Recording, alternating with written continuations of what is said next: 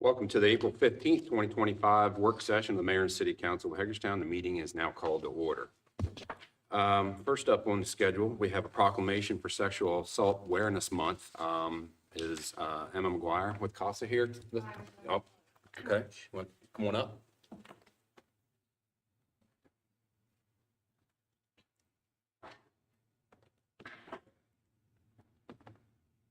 All right. Sexual Assault Awareness Month is intended to draw attention to the fact that sexual violence is widespread and has public health implications for every community member of the city of Hagerstown. And rape, sexual assault, and sexual harassment impact our community, as seen by statistics from the Maryland Coalition Against Sexual Assault, as 1 in 4 adult women in Maryland have experienced rape in their lifetime, and half of adult women and 1/3 of adult men in Maryland have experienced rape or other forms of sexual violence. And we must work together to educate our community about what can be done to prevent sexual assault and how to support survivors. Staff and volunteers of anti-violence programs at and in the city of Hagerstown encourage every person to speak out when witnessing acts of violence, however small. And through prevention, education, and increased awareness, there is compelling evidence that we can be successful in reducing sexual violence in the city of Hagerstown and hold perpetrators who commit acts of violence responsible for their actions. And the city of Hagerstown strongly supports the efforts of national, state, and local partners and of every citizen to actively engage in public and private efforts, including conversations about what sexual violence is, how to prevent it, how to help survivors connect with services, and how every segment of our society can work together to better address sexual violence. Therefore, we, the Mayor of Hagerstown and Council of the City of Hagerstown, do hereby recognize April 25th as Sexual Assault Awareness Month and encourage all citizens to join anti-sexual violence advocates and support service programs in the belief that all community members must be part of the solution to end sexual violence. Thank you so much. I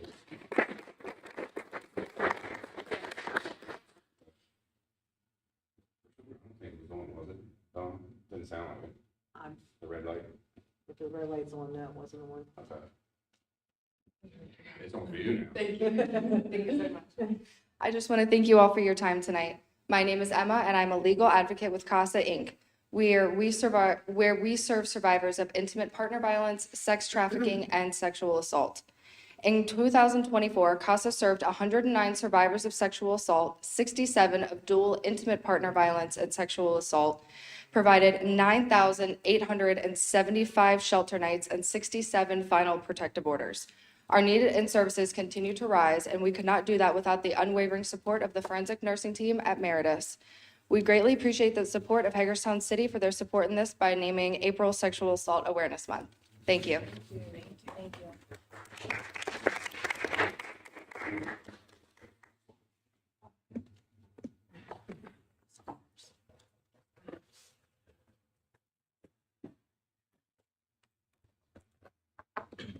Good time, 1, 2, 3, down 1. Thank you so much.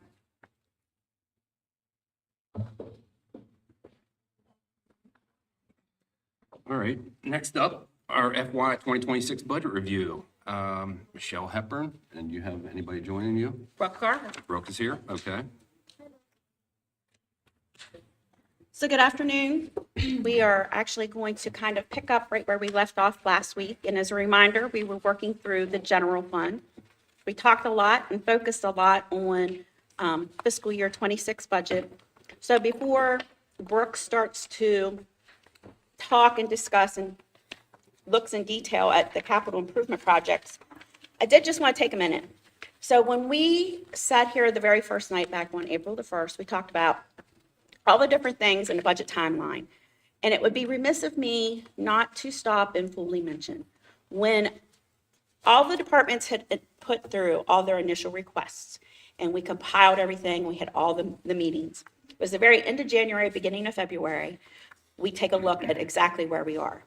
In the general fund at that point, we were at a deficit of $16.4 million. To put this into perspective, I have never seen it that high since I've been here in 15 years.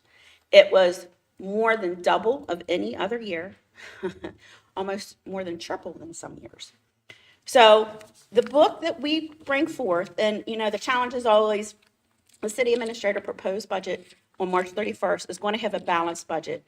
And we say that a lot, but it's really the general fund will have a balanced budget, right? It's not all the other funds, it's the general fund. And to go from a $16.4 million deficit to a slight surplus of $7,900, we do a tremendous amount of review, reducing, deferring, cutting, and moving around. So of that $16.4 million, there was $11.1 million requested for CIP funds that, not the total project, but $11.1 million in projects that required funding from current year transfers from the general fund. Took and reduced that down by $8.2 million. So really, total deficit started at 16.4, reduced transfers to the capital improvement projects by 8.2. So half of the reduction that you are seeing, and that's here in this book, means that the CIP that is present in this book has already been reduced. We've already identified alternate funding solutions, or we've deferred, or I've gently asked for volunteers from all the departments and the directors, which most are very gracious about. Sometimes I not so gently say, hey, we've got to make more reductions. Because when you look at the budget as a whole, and we talked about the general fund the last time, we saw how much and high of a percent we rely on property tax revenue. And likewise, we looked at one of the biggest and largest components on the expense side is salaries and benefits. Also, when you looked at this expenses, salary and benefits wasn't the only thing that really we can't impact without making a service or other types of reductions. We have a annual debt service requirement, and we saw huge growth there, right? Because we bonded our new Hagerstown Fieldhouse. There's another area that I cannot reduce.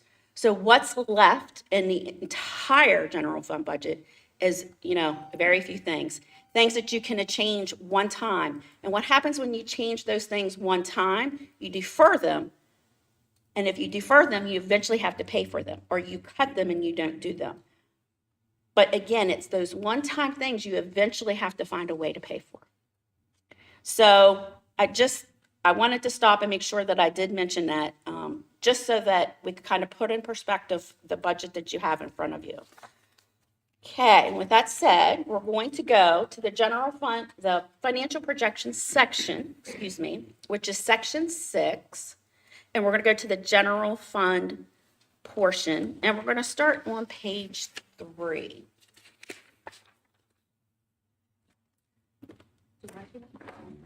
Here.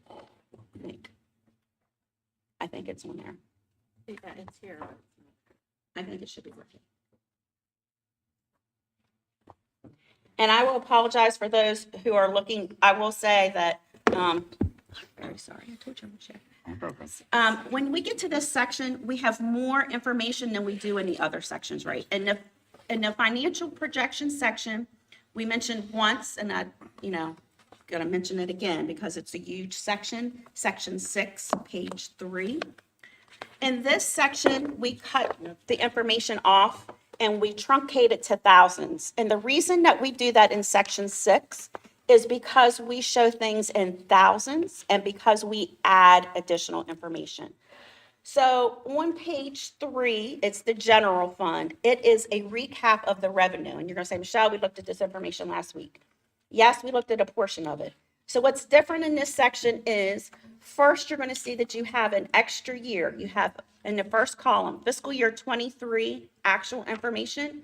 That is not included anywhere else in your budget. So you got 2 whole years of history, fiscal year 23 and fiscal year 24, along with next by the current fiscal year revised budget and estimated actuals. Next up is the fiscal year 26 proposed budget. But in this section, not only do we give you an additional year of audit and historical information, we give you 4 additional years projections. So this is all revenue. We start at the top and we see total property taxes. As Brooke kind of highlighted last week when we looked in the general fund section, behind each category, you could see more details of what makes that up. So we have property taxes, and we're going to focus and look at fiscal year 26 budget, $46.5 million.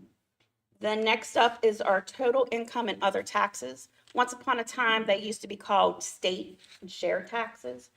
Those are taxes that, taxes and dollars that the city receives that comes either directly from the state to us, from the state maybe to the county and back to us.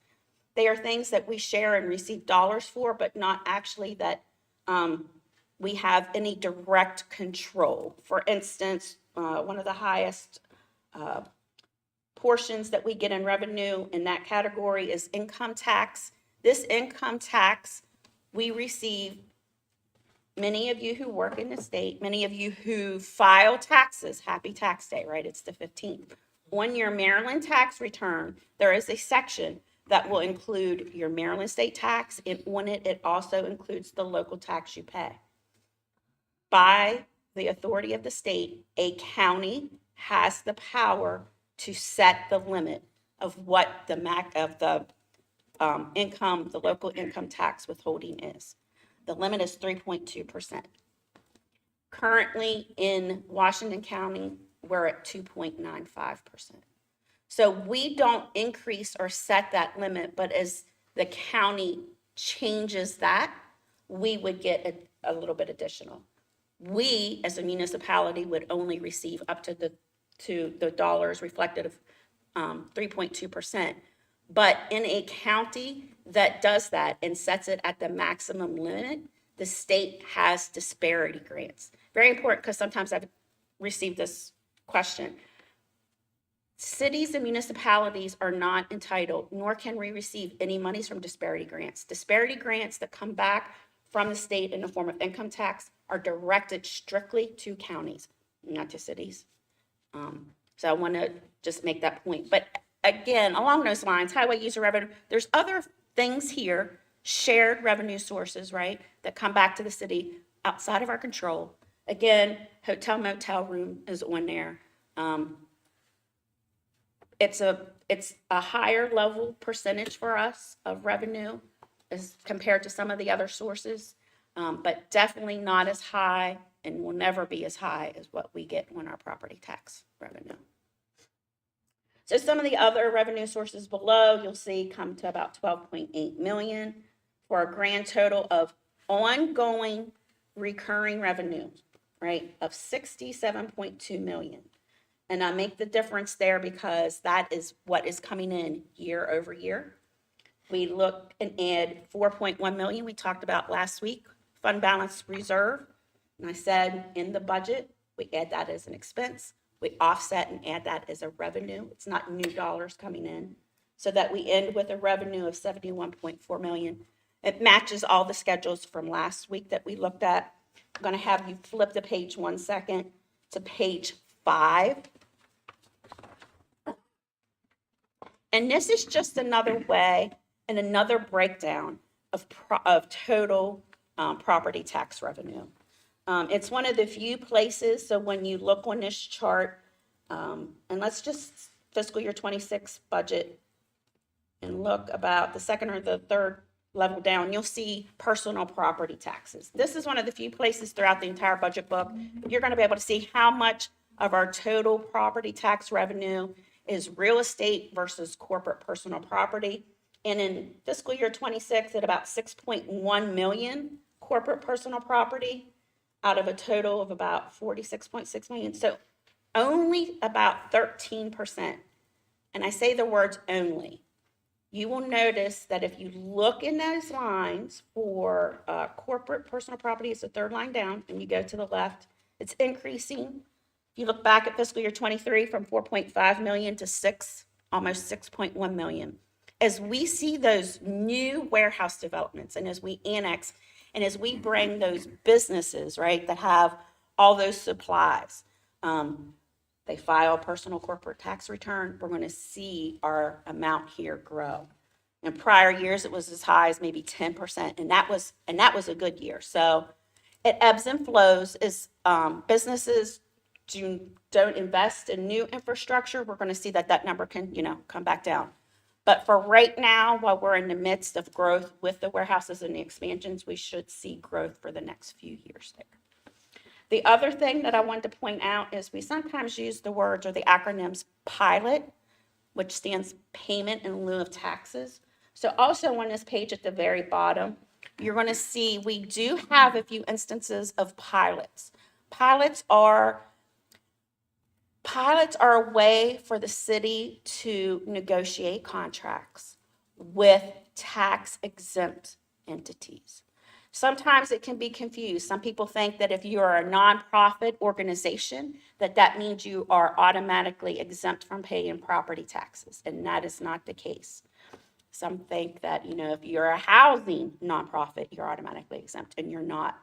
So for those ones that are exempt, we have the authority and the power to negotiate contracts. Most of the contracts that's reflected on the bottom of our sheet are very long, and they were made maybe back in the 40s, 50s, 60s, and they're indefinite. They go on forever.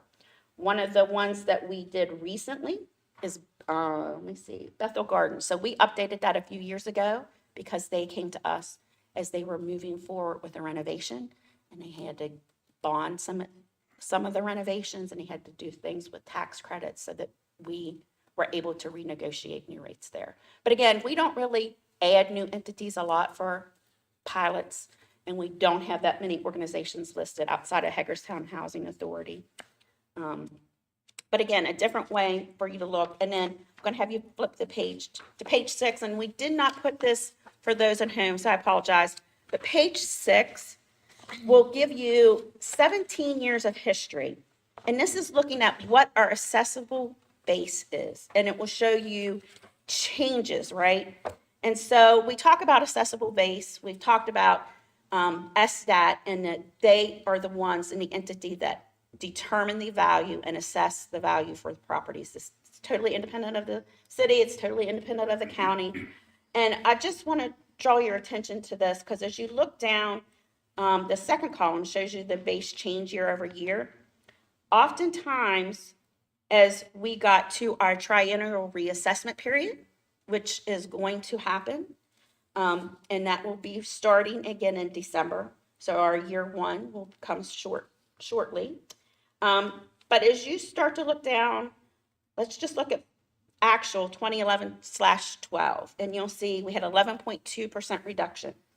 As you keep moving through every 3 years in our historical trends here, you're going to see a reduction. And that is reflective of times when the housing market really was in bad shape. And unfortunately for the city of Hagerstown, fiscal year 12, we were probably at the cusp of when the market fell. And we also were in our first year, right?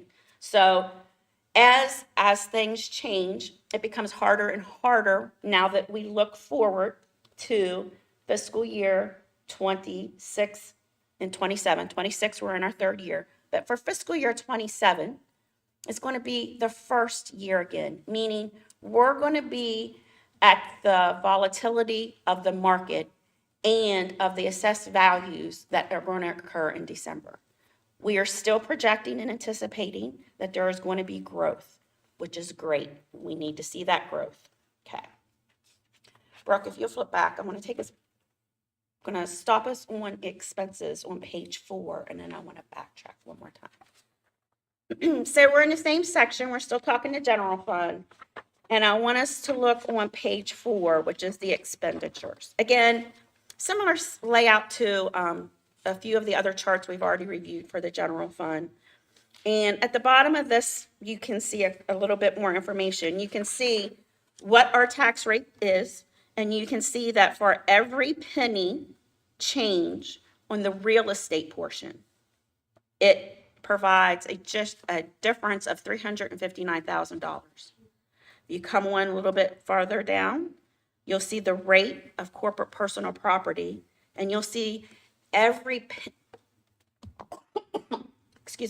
penny change on corporate personal property only changes our revenue by $23,000. How is that possible? Remember, we stopped and we looked at the schedule, and personal property is a much smaller component of our overall $40 million. On the expenditures here, again at the top, you'll see salaries and wage benefits in fiscal year 26 budget at $43.3 million. So I just want to stop for a minute because we talked about property tax rate of 46.5, largest component of revenue. Largest component of expenditures is salaries and benefits, and it's at 43.3 million. And so because they're both so large, the goal and the hope is that your largest expenditure growth in salaries and wages doesn't outpace your revenue growth. Without the proposed 5.5-cent tax rate increase, it absolutely is going in that direction. And if we look, I projected in the fiscal year 27 and out years that the growth in the wages and the benefits were going to be less than what we're anticipating in fiscal year 26. There is another schedule on the salaries and wages. When the projection, same section. I know we're jumping around, and I'm sorry. But it's page 9. And this is one of the places where you're going to see all the breakout in the details on the salaries and wages and the benefits. So that at any point in time, if somebody says, what is the health insurance cost? You can see on this page at the bottom, the top half is salaries and wages. The bottom half is the fringe benefits. You can see where the largest dollars are. And if you look on the fringe benefits, halfway down is health insurance at $3.9 million anticipated in the fiscal year 26 budget. And based on current trends, we're anticipating that in each of the 4 out years that it will multiply by 7%.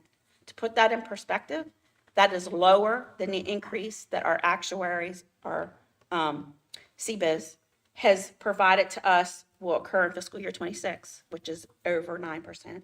It's lower than the percent that we've seen in fiscal year 25.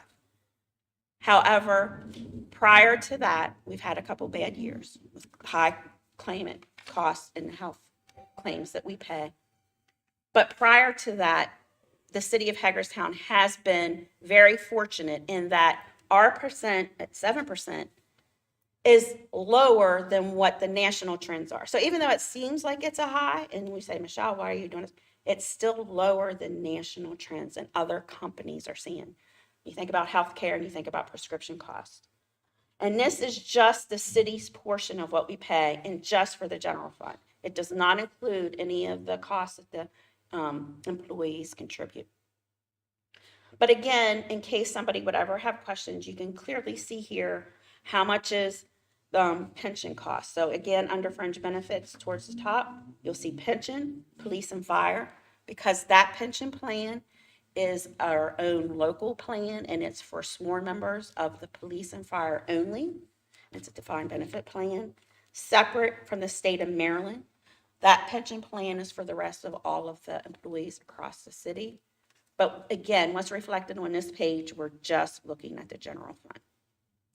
So we talked about last time the general fund, we talked about the property tax rate. We talked about the projections. We look at the projections and we start from trends and estimated actuals. We look at where we think we're going to be for 26. And based on other trends, some like salaries and wages and benefits, we look line by line to do the 4 years out.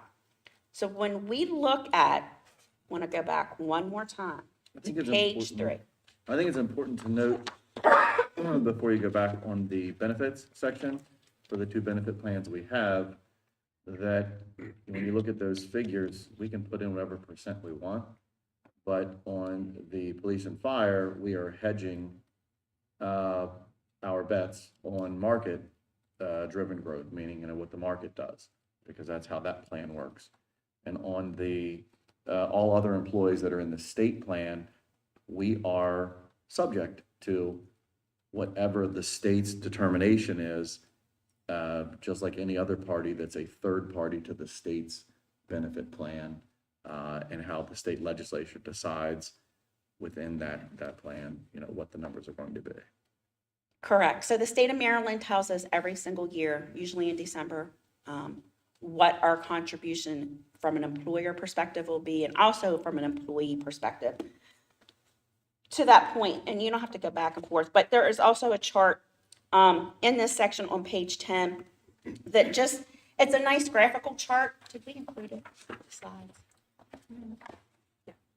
It's a nice graphical chart for those people at home. It's the highest, again, general fund only. We still have these costs throughout the other plans. And I think we talked about that like in our very first week. We talked about that in the executive summary that we went over.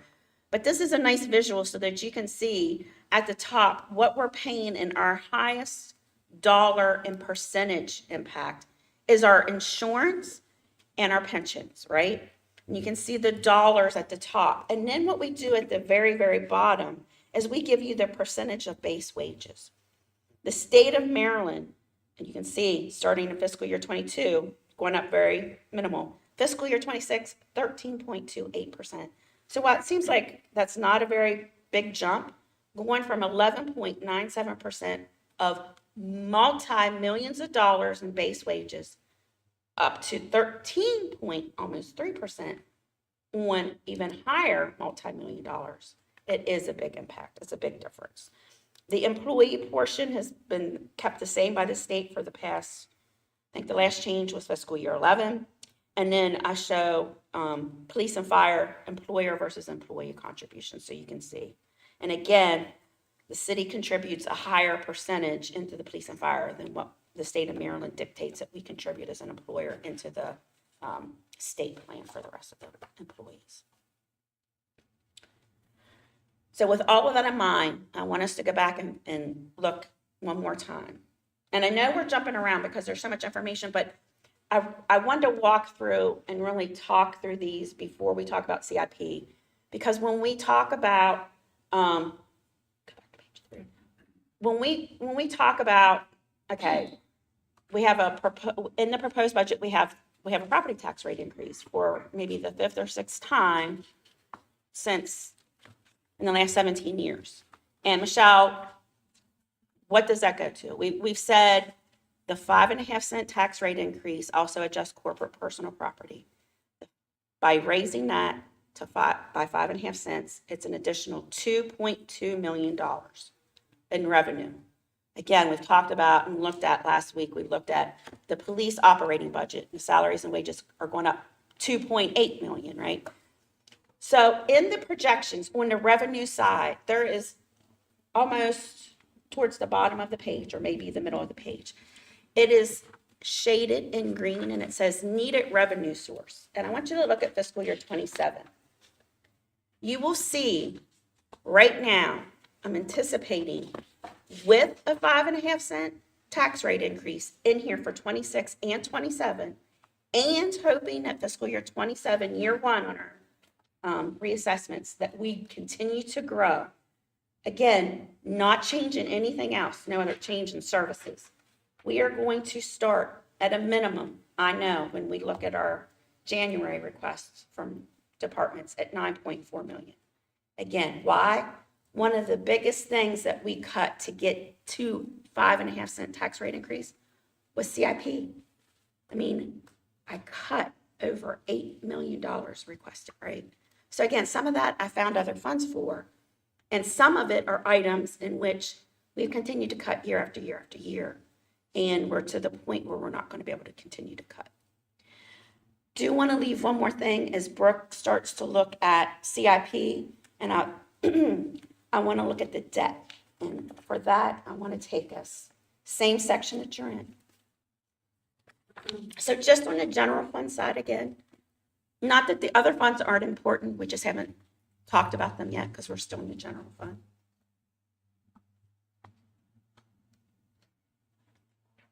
The schedule on page 12 shows you all the different current outstanding bond issues that we're paying on, both the principal and interest. And again, same columns as the whole rest of the way through. So halfway down the page, you see that fiscal year 26 has a total, and it says 2.7 million. And then at the bottom of the page, if we have things that we have included in our CIPs or our projects that are going to need additional or new bond issues, we also calculate based on current trends, typically 20 years to 25 years. We don't like to go longer than 20. And the current market rate on interest, what that dollar impact is going to be on your annual debt service. This is all important and leads to the very next page. Page 13. And this page, again, is statistics.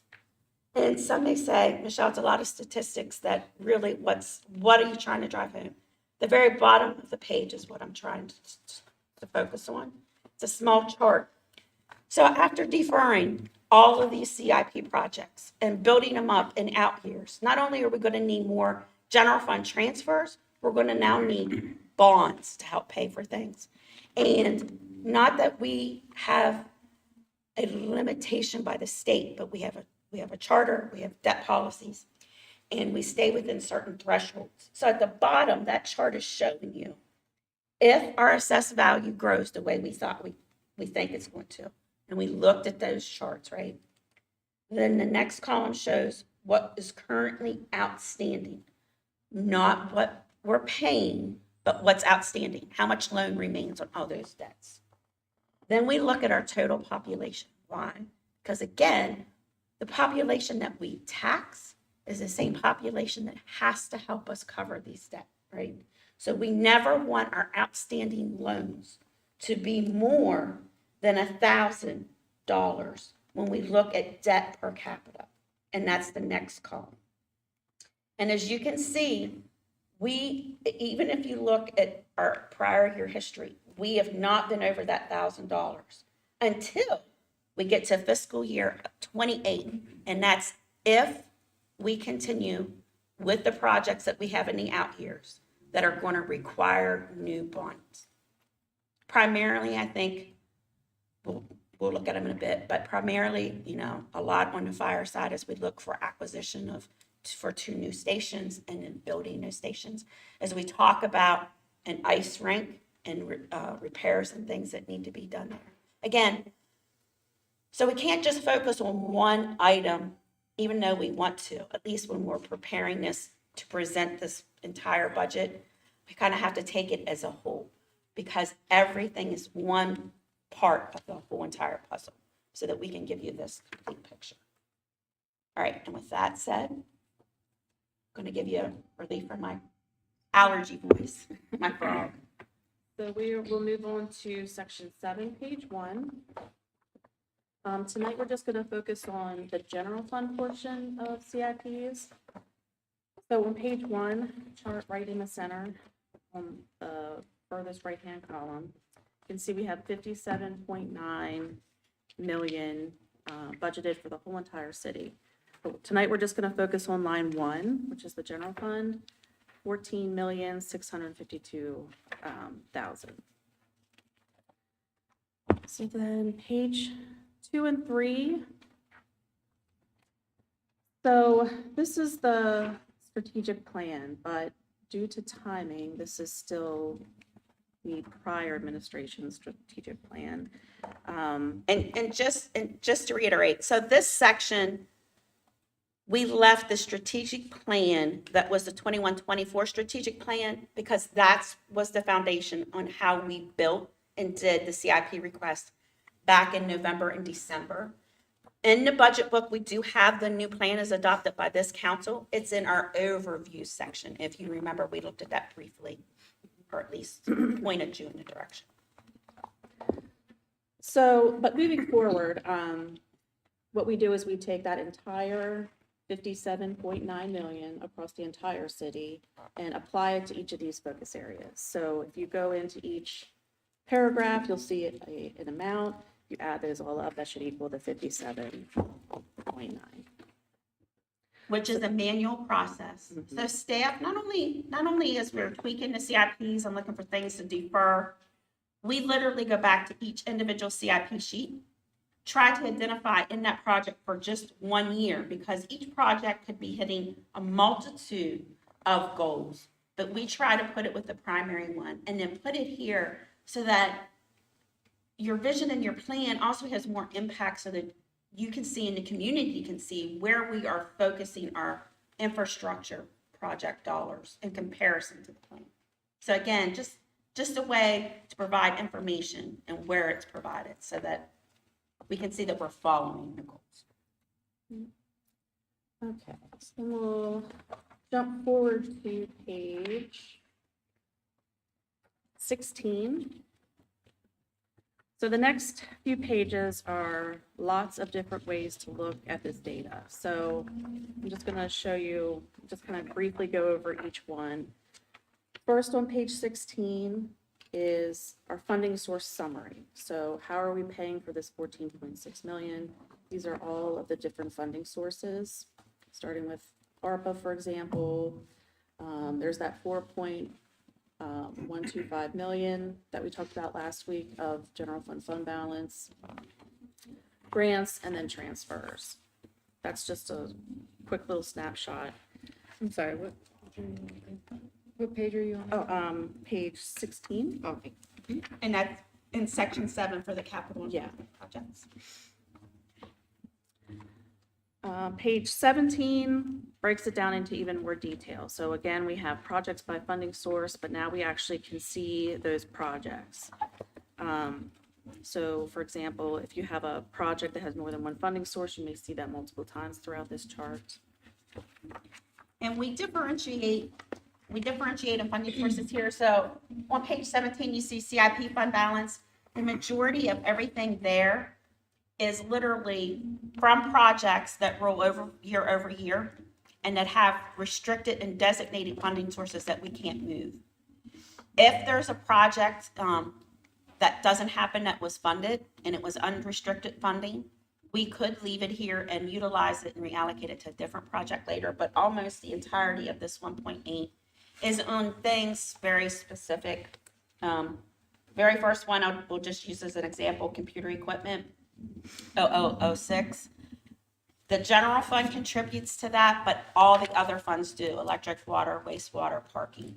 And so what happens there, if IT doesn't finish with a project and they have to do it the next year, we can't take that funding and reallocate it to another CIP project because all the other funds don't necessarily contribute to them. So we leave the funding there until IT utilizes it. We're going to be talking a little bit later when we get to the preliminary. There's an item in there for consideration, and it's for our cable franchise agreement, right? And so we have a cable franchise agreement. We get PEG fees, right?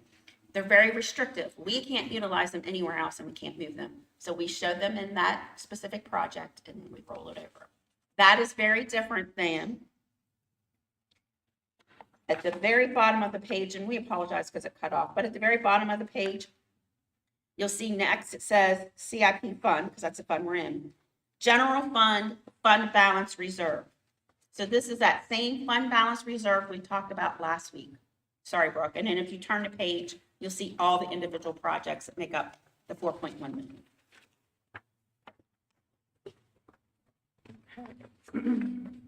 So then page 22 is where we start looking at it from a different angle. Now we're looking at departments. So this just breaks it down, that same 14.7 by department. 23 is by category. Page 24, projects by department. So now we have department with the detail of what projects make up those amounts. And then finally, page 26, projects by funding sources and departments. So this is where you get everything all in one. And you'll see similar reports in this section for the other funds. We're just focused on a general fund tonight. And then I think Brooke probably wants to cover a couple of individual projects. Yeah, so we picked, I think, the 5 of the more higher dollar projects to review. First is on page 50, which is fire department vehicles. So for FY '26, $1,750,000 budgeted. That makes up the replacement of the 2004 pumper engine 3. It's $1.5 million between the truck and equipment.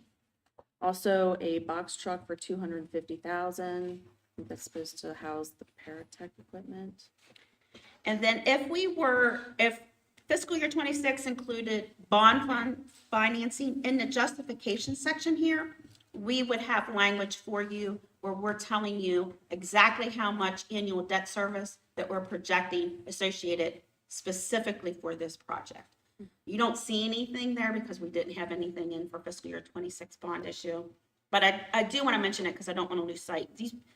These reports contain an awful lot, and this is a different software that we're utilizing, so we don't have the ability to change the font and the cutoff, so sometimes it's a little hard to see and read, but it still contains a lot of information.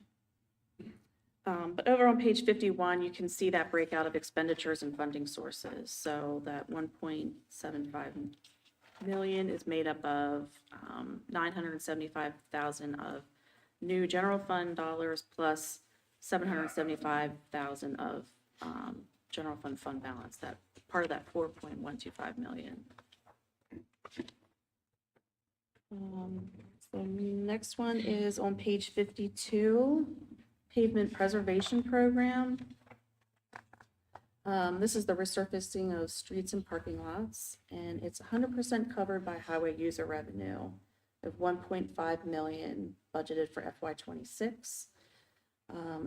There's going to focus on Wilson Boulevard, West Side Avenue, Maryland Avenue.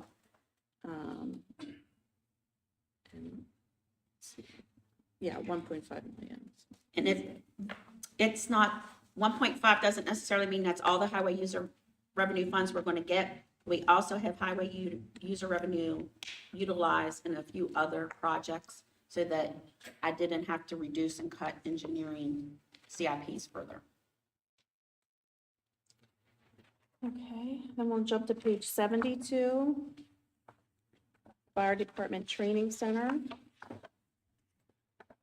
1,250,000 budgeted for FY26. And this is for the construction of a classroom building that also provides shower and locker facilities. And then also 250,000 for additional training props and expansions. They're anticipating 1 million of this to be funded by a grant, and then the rest from the general fund, 250,000. That was something that the city administrator had been working on with both police and fire because they both had those needs. And honestly, I have deferred that request from both of those departments for at least 5 years. So we're looking to do outside funding and assistance to see if there's anything available, and then strategically we'll have to come back and have those conversations. Next is page 73, traffic signalization upgrades. So in FY26, they have 1,310,000 budgeted. This is for the replacement of signals at Antietam and Salem and West Side Avenues. We have some ARPA funding that we're going to utilize for this, some CIP fund balance, general fund, and then also a $640,000 federal grant. Right, so the Antietam Street in Salem is the completion of those two signals for ARPA. The construction at Baltimore and Potomac is grant funds, and it's a federal grant that requires an 80-20 match. And again, you can't, if anybody can see it, it's so microscopic. If anybody can see it on the actual details, but we do have it there so that anybody, so hopefully you get as much information as possible. So with those grants, if we don't get that grant, we don't have enough funding. But also if we get that grant, it requires a 20% local match. So we would be obligated to have that funding available if we get the grant to make it happen. We're trying to show you a couple different projects so you can see the variety of funding sources, but also, again, as Brooke mentioned, some of the ones that were like over $1 million that were in the general fund. Okay, and then last is page 102, consolidation of public safety assets. This is for land acquisition for a new South Fire Station and land acquisition for the new Fire Administration office building, both at $750,000 for a total of 1.5 million, covered by fund balance reserves. And so you can see there, again, we're looking at over the next 5 years, what it's going to take. And one of the reasons why fiscal year 28, when I showed you that debt projection and how we didn't want to be debt per capita greater than 1,000. And I said, if everything proceeds as is planned, that's what would happen. And you'll see in fiscal year 28, here's a prime example, bond financing, 25 million, right? It's one of the things. So this all big circle, right? It all blends together. And then we're going to leave you with one final thing and let you ask some questions because I'm very conscious that I'm going over my time and I apologize. But on page 109, I want to stop there for just a minute, and we don't have a picture of this in our packet to show at home.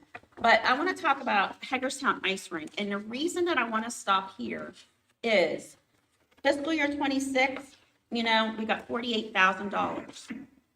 And you're going to say, Michelle, why are we stopping here? The reason we're stopping here is because when you look in fiscal year 27, you see that we have a $3 million project for an ice making system. This was an item that was pushed out in fiscal year 27. It was not in the original 11.2. We already had this pushed out, and I still was starting at 11.2. This is one of those things that we're going to have to make a decision and prioritize, right? We have a system in place there. The city owns the facility. We partner with a nonprofit, HIAAA. They've come in, they've done presentations. They operate and run the facilities. Per our contract, our current contract, which expires, and we're looking and negotiating new, the city's responsible 75% for this. This is something that if it breaks again, we would have to temporarily, in all likelihood, close until we could get this replaced. So it's one of those things, even though I pushed it out to fiscal year 27, it may not be able to wait until then, until we have to start this process. But again, large dollars, high priority. Where is the focus, right? Like, where can we continue to cut? And so I think we're going to leave you there. This is a lot. I know 50 minutes seems like a lot, but as you're sitting here and you're trying to process all this information, it is a tremendous amount of information to process. 50 minutes, right? So do you have any questions on the general fund at all? Are we good next week is a regular session, and we didn't anticipate a work session unless we need an additional one. Would we be good to come back in 2 weeks and start the other funds? We would do other governmental, we would do CDBG and economic redevelopment, and then we would move to enterprise funds. I don't see why not. So we are in this time frame going to be presented with a significant amount of information within a budget that includes a proposal for a tax rate adjustment of 5.5 cents. I just want to make certain that if there is interest at this table to adjust what that proposed rate adjustment is proposed by staff to be, that we don't go through the additional number of weeks of presentation and then only engage in discussion on interest at this table from individual members of changes or proposed changes to the budget to either decrease or increase what that adjustment is proposed to be, and then, have just that brief moment to have that dialogue, because at that point, it's generally a little late. And while I feel like I have a fairly good grasp of the budget, I think that it's important through this process itself, while you're getting this information, or while we're getting this information, that the sooner you have ideas about things you might want to change to affect the proposed adjustment in that tax rate, that the sooner that they get to this table and are engaged in that conversation, number one. And number two, I think that that is important because, as you have alluded in the number of weeks we've been discussing it now, there are things in the budget you simply can't change. And it's better to know that sooner as it applies to the ideas you may have about changes you want to make in the budget to save money so that we can just get that out of the way. Because I just don't want to be here, in late May and, then suddenly be talking about the budget at this table among the council members, many of which are new, that have ideas about things they want to change about this very first budget that can't be changed, or wrestling with small items that don't make a big impact, where there is a push and pull of 2 or 3 people one way or the other, and then get sort of bogged down in that dialogue, and not have clarity on the things that are larger ticket items that actually can be changed that affect that. And if everybody's good with the 5.5 cents, and then that's what I just said is an entirely moot point, you know what I mean? Because, politics would dictate traditionally that you do that sooner in your administration than later. But if there is an interest to evaluate what's being proposed, I just don't want to go through 15 presentations of 10 sections of budget and then go, okay, now we suddenly have a desire to have a conversation about, differing interests on reversing that course of what we've been provided. So thank you. Yes, I think before we would move away from the general fund and go to the other funds, that would be the best time. So with next week being a regular session and no additional work session scheduled, that leaves 3 more weeks, right? May 6th, 13th, and 20th. On the 13th, we'd be looking to do the introduction to the ordinances. As some of you know, you can introduce the ordinance for both the budget and the tax, and then we would look to adopt that on the 20th. We can introduce something on the 13th and still change it, but if you are going to have questions and thoughts and feedback, now's the best time before we leave and go to another section. So we can certainly start that off with May the 6th and start the meeting in that manner. Or if anybody had thoughts this evening. I just know that in past administrations, what we've done is, and I don't mean to simplify it in this way, but we have that list, right? We do, a And spreadsheet. and then council members and the mayor would say, okay, here are the 8 items I want added to this list, and then staff would at the end go, okay, of the number of things that everybody's put forward, here are 30 items that make up X amount of dollars. And then you say, okay, is there a majority interested in this item? And at the end of the day, we're not gonna be able to come up with probably more than a dozen ideas because the budget is fairly, rigid as it applies to additions and cuts. But we can at least have those ready and go, okay, this is a no and or this is a yes. That's. Maybe even talk to the mayor. I mean, if we would need to add a work session to next week's schedule, if we needed to do that, that's certainly an option. I don't want to get to the end I of just May need and start somebody talking to about do that. that. I'm Yeah, looking. the sooner we get information that's about that, so. So, I don't mean to confuse things, but I don't think staff's going to present us any proposed changes to the budget at this point. If we have ideas about things we would like to adjust, I think we need to start gathering those, and I think we need to start formulating a mechanism to put them in a concise format so that we can evaluate them together. So the proposed budget that's here is a collection of, like, overall, this is our best effort. This is our, I don't want to minimize it because it is a huge effort that goes into this. And it's not just the departments put in their wish list and it's one and done. Spend an awful lot of time scrutinizing it.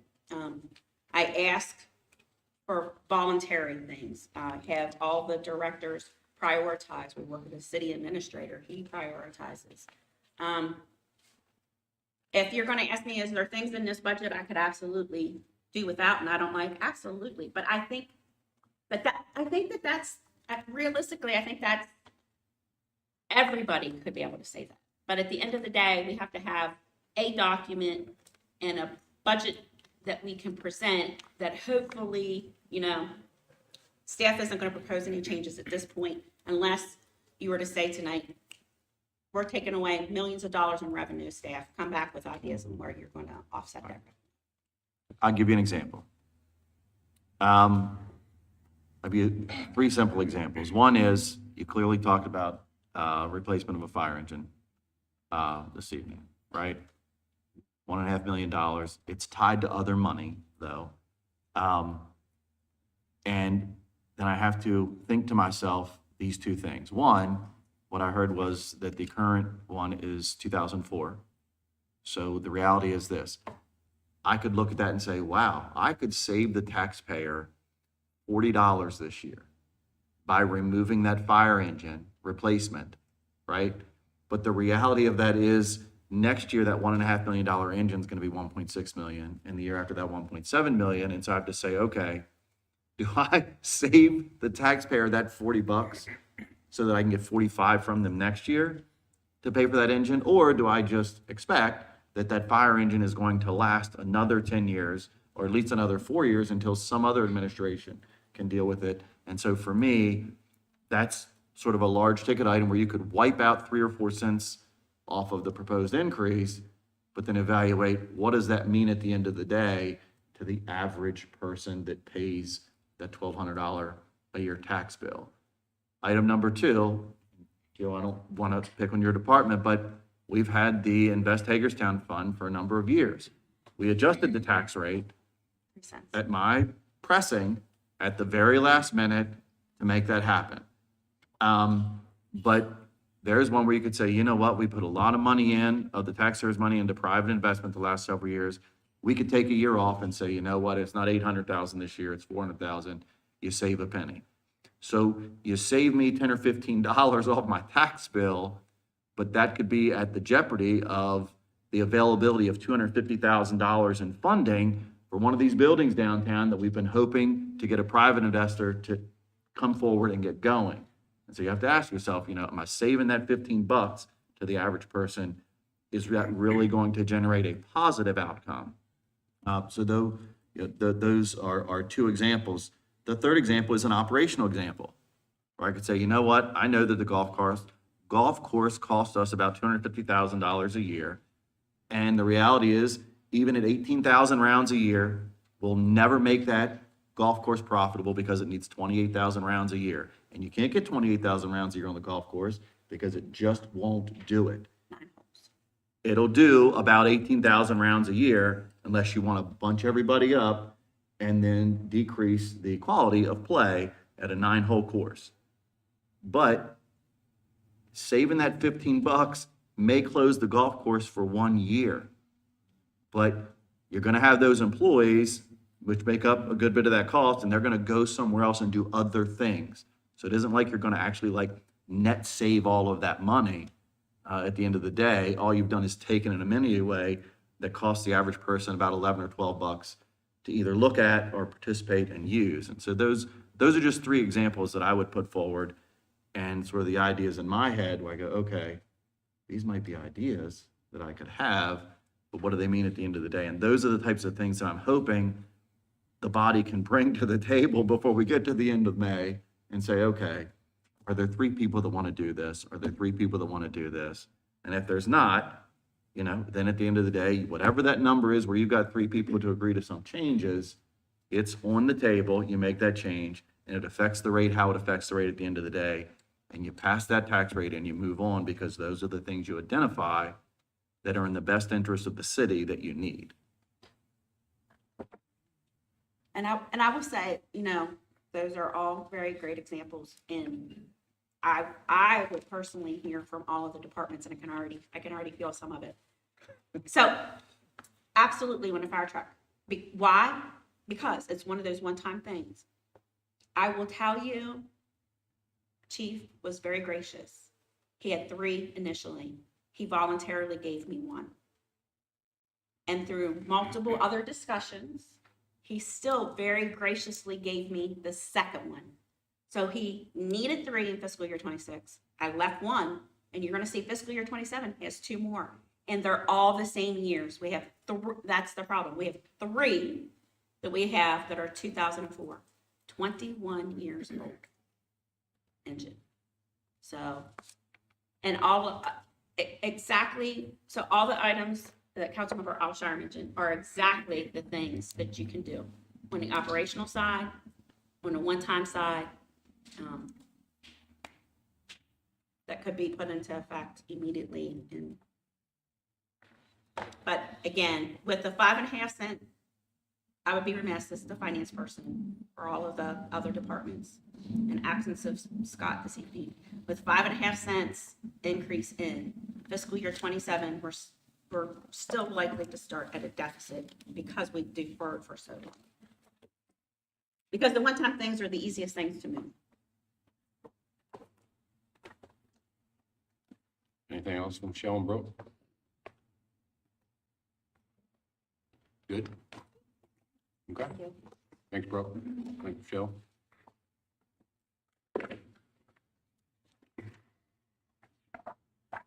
All right, next up is the preliminary agenda review. I'll try and get through as quick as I can. First up will be call to order. We'll have our invocation and pledge of the flag. Our announcements, rules of procedure, use of cell phones during meetings is restricted. All correspondence for distribution to elected officials will be provided to the city clerk and should include a copy for the city clerk for inclusion into the official record. Our next meeting schedules for May or Tuesday, May 6th, 2025 is a work session at 4 p.m. May 13th, 2025, work session at 4 p.m. May 20th, 2025, work session at 4 p.m. And May 27th, 2025, regular session at 7 p.m. Can I add to that? You may. We have a public hearing scheduled for Tuesday, May 13th, and that will be at 7 o'clock. And that will be for the tax rate and for the budget. Said 7? And that work session may start later, because we will have a work session prior to that. Okay. Agenda item citizen comments. Citizen comments on the agenda items only shall be limited to topics listed for consideration and limited to 3 minutes. We'll have approval of our minutes for March 4th, 2025, March 11th, 2025, March 18th, 2025, and March 25th, 2025.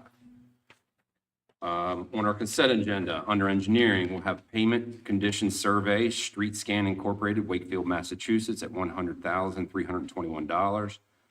Under finance, debt book annual fee, Fifth Asset Incorporated, Charlotte, North Carolina, $54,000. Under fire, we'll have Motorola Mobile Radios, Motorola Solutions, Chicago, Illinois, $209,481.84. Motorola radios for the fire chief and deputy chief's vehicles purchased via Washington County government. Hagerstown, Maryland, $27,013.78. Electrical work at Hagerstown Fire Department's Training Center, 940 Bowman Avenue, MEC Electric, Hagerstown, Maryland, at $35,794.21. And telehandler for the training center, Allegheny Ag, Hagerstown, Maryland, $95,998.32. Under information technology, ERP subscription and training fees, Spry Point Services Incorporated, Charlottetown, Canada, $207,725. ERP additional subscription and training fees, Workday Incorporated, Pleasanton, California, $247,378. Consulting services for new ERP system, KOA Hills Consulting LLC, Reno, Nevada, $33,250. And Munis Ability Billing Services Change Order, Amelia M. Tidler, Houston, Texas, at $40,000. Under Police, Vehicle Upfitting, Occasion of a Lifetime LLC, Myersville, Maryland, $24,250. MDTs for Cruisers, Dell, Pittsburgh, Pennsylvania, $27,540. Under Public Works, we have Tango Multi-Space Pay Stations, McKay Meter Incorporated, New Glasgow, Nova Scotia, $46,855. Mills Park Pavilion, GRC General Contractors Incorporated, Zollinger, Pennsylvania, $50,249. Under Utilities, Light Substation Class Voltage Regulators, Wesco, Annixter, Glenville, Illinois, $142,043.34. Under Unfinished Business, approval of an ordinance, Chapter 186, nuisance abandoned vehicles, and approval of an ordinance, quit claim of an alley at Washington County Transit. Under New Business, we'll have introduction of an ordinance, POM text amendment, an introduction of an ordinance, cannabis-related LMC text amendments, introduction of an ordinance, quit claim WC Museum of Fine Arts, approval of a resolution memorandum of understanding to provide parking at the Hub City Garage, Administrative Office of the Courts and Circuit Court of Washington County, approval of resolution, a license agreement with Antietam Paper Company, approval of a resolution, speed camera contract extension and stopgap, approval of resolution, subrecipient agreements for Main Street startup grants, approval of resolution, consent to sublease and co-location at 13500 Volvo Way, approval of on-call plumbing services, approval of agreement with Columbia Gas. The next one is in your packet because the motion wasn't included, but it's approval of funding to Dolman Black Heritage Museum. Approval of wastewater deduct meter, Maryland Cultivation and Processing LLC at 560 Western Maryland Parkway. Approval to increase pool management contract for the 2025 seasons. Then we'll have general citizen comments. Citizen comments are welcome and shall be limited to 3 minutes. We'll have city administrator comments, mayor and council comments, and then we'll adjourn. Do you want me to go ahead and say anything about this? If you are okay, then, yeah. Okay, yeah, and I'm going to ask everybody if they're okay with adding in your packet the purchase contract consent form for the cable franchise negotiation. In the handout that was in your place. I have a question for the consent agenda for Eric. For the item, the Tango multi-space pay stations Yes, that allow drivers to pay for parking with cash or credit cards. yes. And there's been there'll be 7 units. We're gonna start with 7, yes, and see if we can make that work for a while. Where, around about, where will those 7 go? All in the downtown, Antietam Street parking lot, 2 on West Washington Street, 1 near the square, like 1 on Franklin, 1 in Elizabeth Hager Center. Trying to remember all the locations, but. Okay. Yep. In the primary, it won't reach all the areas. We're trying to give some other options there. And this is a solution to Mhm. folks that were breaking into the meters and now people trying to pay for parking, and this will be another way to Correct. easily pay for Right. parking. They'll still be able to use the pay by phone. That'll be available to all the spaces. And then this will allow drivers to pay with either cash or credit card. Thank you. Yes, thank you. Yes. Since you're up here, Yeah, why not? the MOU for the parking with Yeah. the Administrative Office of the Courts. Yeah, it's for circuit court, but it goes to the state. But it's a locked-in term for 3 years, meaning locked in terms of cost per space. Yes, So if our rates adjust, that won't change. That is that correct. won't change. If they go up, they get the benefit of being locked in. for Correct. 3 years. It's the same way it happens with a lot of state contracts too. The state has to have a contract with the Board of Public Works, and this is through the state also. And so we currently have no plans of changing that rate. If Right. it would change, then yes, they'd have the advantage. Let's say we change it in 2 years. For 1 year, they'd have the advantage of the rate, which is $90 at the current rate. Yep. If the contracts are kept to 3 years or less, it's not that. Yeah, I don't Yeah, think it's not that's, that, yeah. yeah, I kind of point that out for other parties that, you know, Understood, might have an interest in understood. Yeah. securing a good rate. Thank you. Thanks, Eric. Yeah, everybody okay with the purchase contract with K1 negotiations to add to the consent agenda next week? Yeah. Good. Okay, next up, we have the Hagerstown Fieldhouse operational reports and financial wrap-up. Jim Bender, John Wack.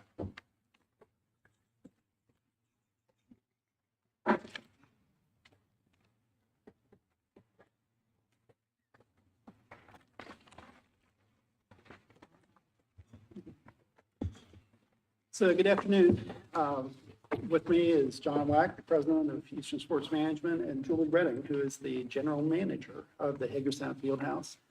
What we wanted to do today is basically just do a follow-up and in two parts. One will be John and Julie talking about what's gone on at the Fieldhouse since it opened. You know, what's the level of usage, what are they seeing, to give you some idea of how it's actually operating.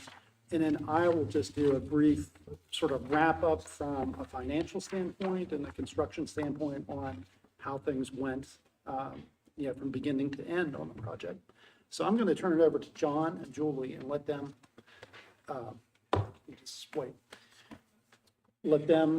run through their presentation. Thanks for having us in, appreciate it. We're really glad to be here and glad that it finally got open and it's up and running.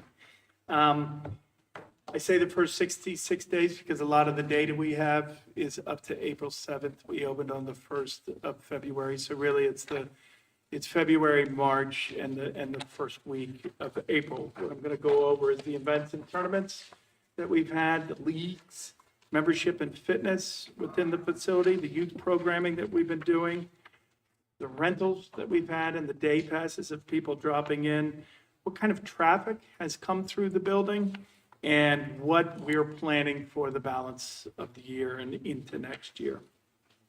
So since opening, we've been about 11 weekends. I think we had events on 10 of those weekends. We had 2 volleyball tournaments, 4 basketball tournaments, 3 gymnastics events, and 1 jujitsu, if I've spelled that correctly. The jujitsu was held over on the turf side. It was actually there on the opening day, if anybody came by, where they placed mats down over the turf and held their tournament there. All the other ones are held over on the basketball, volleyball court side of the building. The basketball tournaments have been good. I don't think we've had one that was really fully subscribed to, but the volleyball tournaments, on the other hand, came with a full contingent of teams.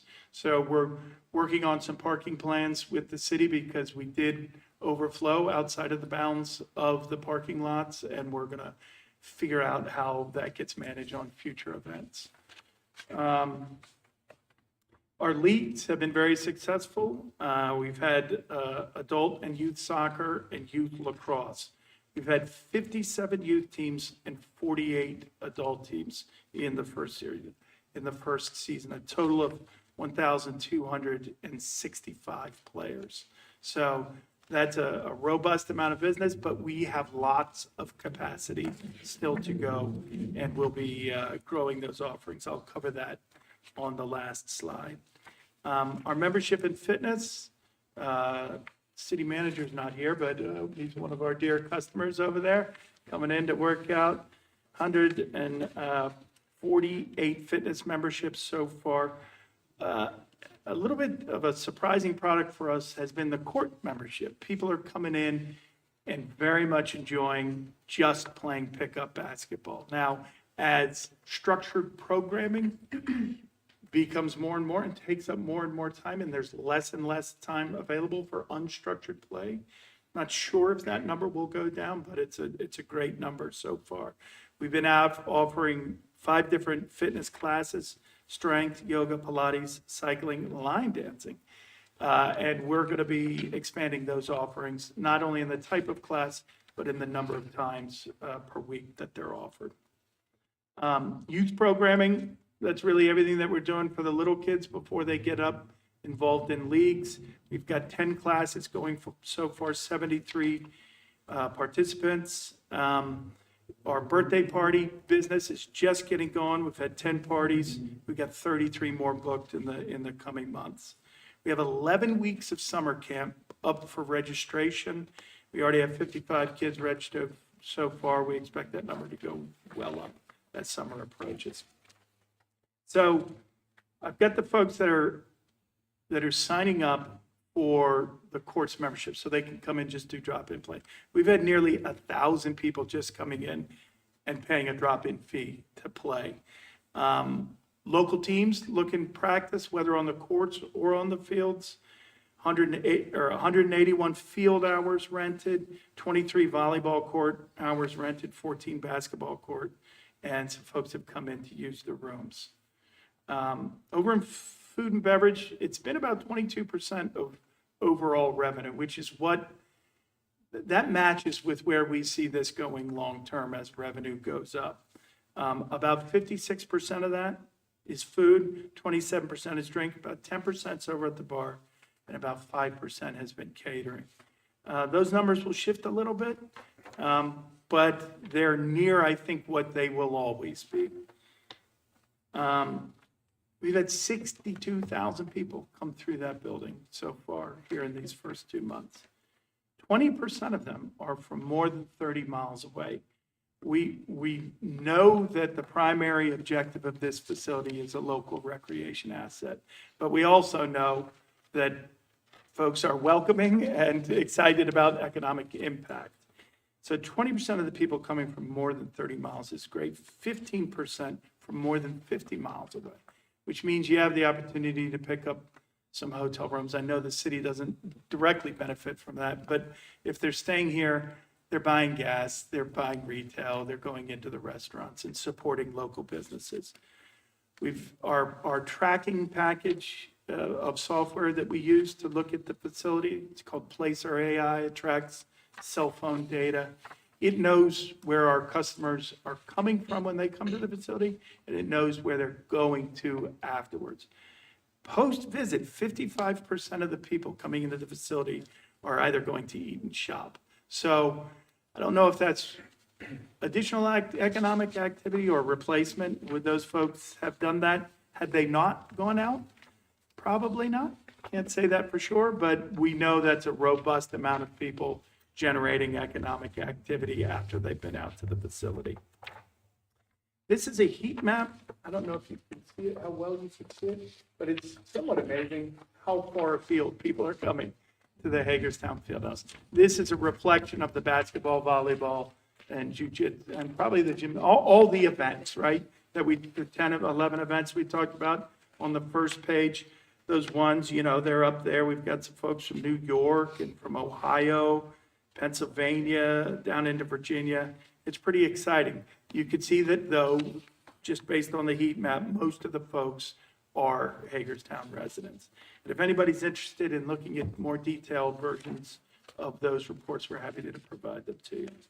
So future programming, we're going to be expanding our league offerings. We're going to be adding flag football, both youth and adult, adding volleyball, youth and adult, basketball, youth and adult, and pickleball.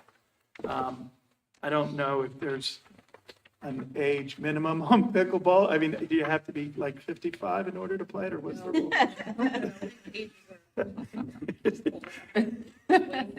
Right. So we're going to add social sports, kickball, wiffle ball, cornhole. Those are great. They move a lot of concessions, food. So in the next 12 months, we have 37 tournaments and events booked. It's really exciting. It's going to be interesting to see as local business grows and leagues become more robust, what sort of scheduling tension we have between local utilization and need for court time for leagues and practices versus the events that we're holding. A great problem to have.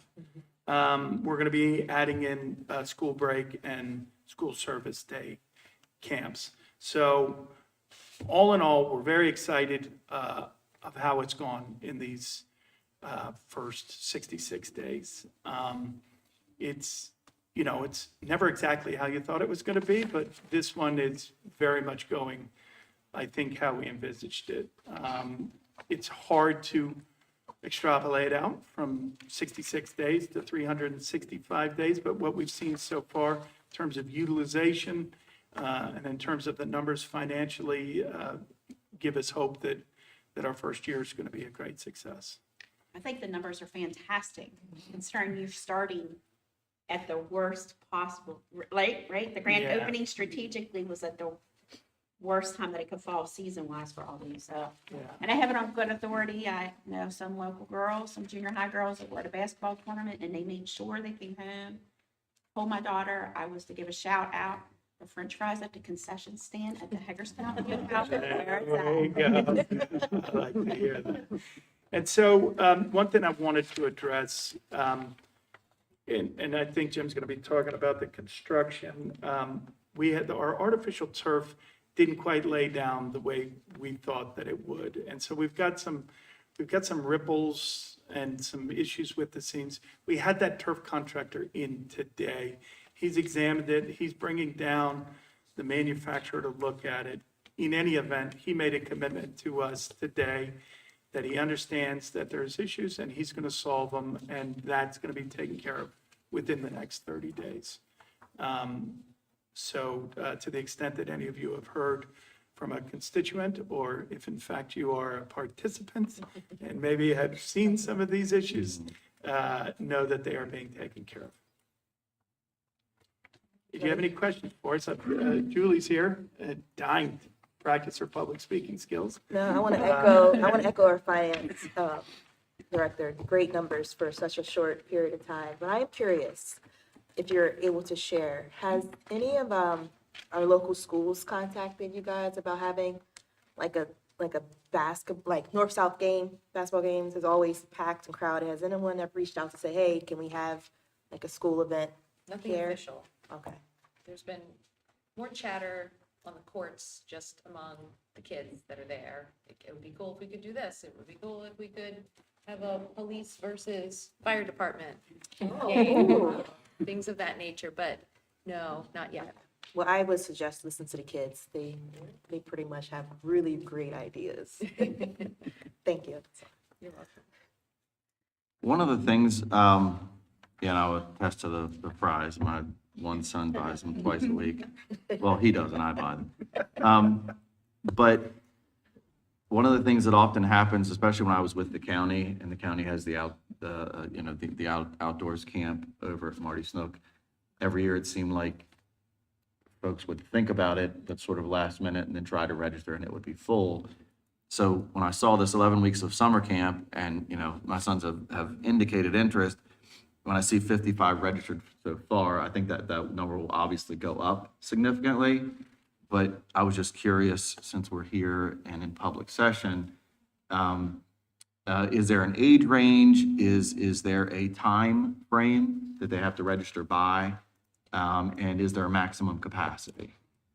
Yes, those are all great questions. Not a time frame by which to register.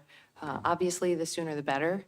We do have a cap because it's based on our room sizes and our meeting rooms. 6 to 12 is our target age range, that 1st through 5th, 6th grade. And most weeks are a max of 40 participants for we're calling it Adventure Camp. And it's a themed week. And then we have a different contingent for a sports side as well. And again, some of that is based on how large our rooms are, where we can accommodate a meeting space, and all of those health regulations with the health department for licensing. So Timeframe is 8 to 4. So a little before, a little after care, and it is built in to the day. As part of these camps, and when we were sort of laying out this project, I had felt the vision was always to at some point include in some capacity the broadening of this space to not just be the building, but Hager Park next to it, which is sort of this big open empty field that doesn't get a lot of use. It's good to know. And then over to the creek as that, evolves.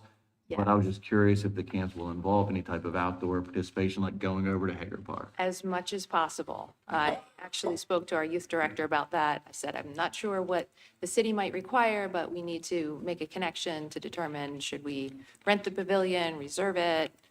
Because she wants to be outside as much as possible with her groups. And in other locations that we manage, that is done, where we have, especially for those kids that might be registering for a few weeks in the course of the summer, and they're looking for a little bit more variety than just what you could do inside the building. We do off-site trips, et cetera. But I think we're probably going to try to build up the base first, and to just amplify on what Julie said about the capacity, so you understand. So if we were to have a volleyball tournament and 2 youth soccer games going on simultaneously, we would have, 25 kids each on those fields, 50 kids there, and then over on the volleyball courts, say 8 courts at 20 kids, another 160 kids, 210 kids. That's great for playing team sports. When we're responsible for them in a camp setting, we have to have room for them to rest, for them to put their things, so the limits of the building are not determined by the courts of the field, they're determined by the rooms.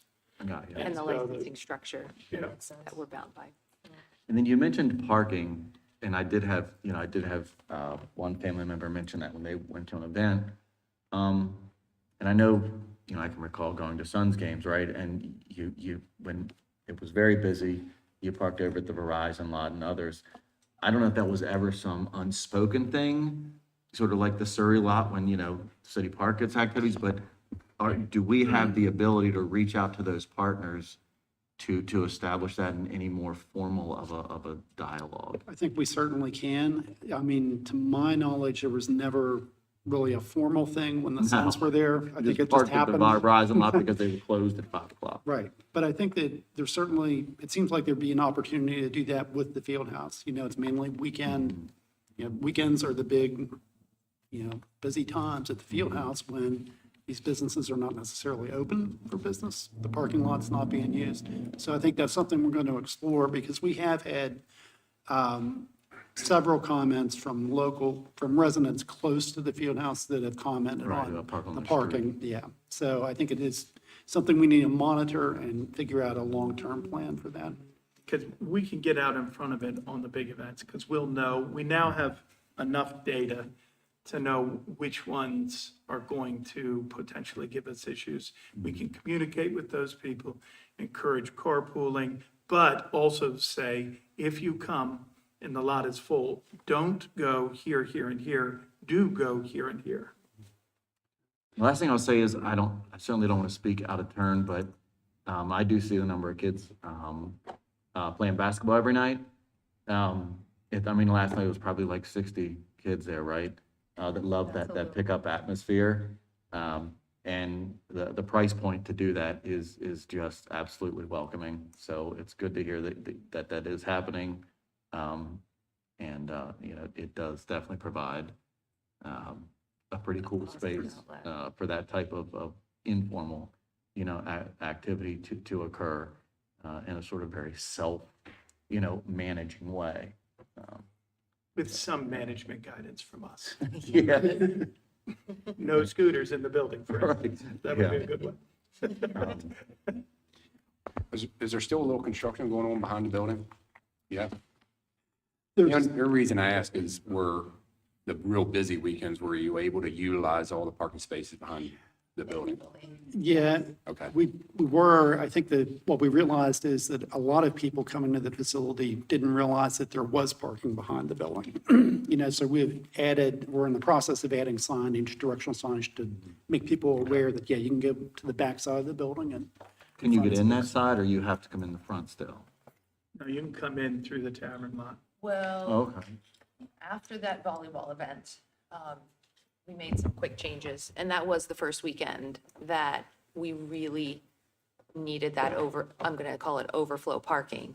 So I created some quick signage directing people back there, but it was full within minutes, the entire space. Yeah. So I was trying to do some quick shifting and moving, rightfully so.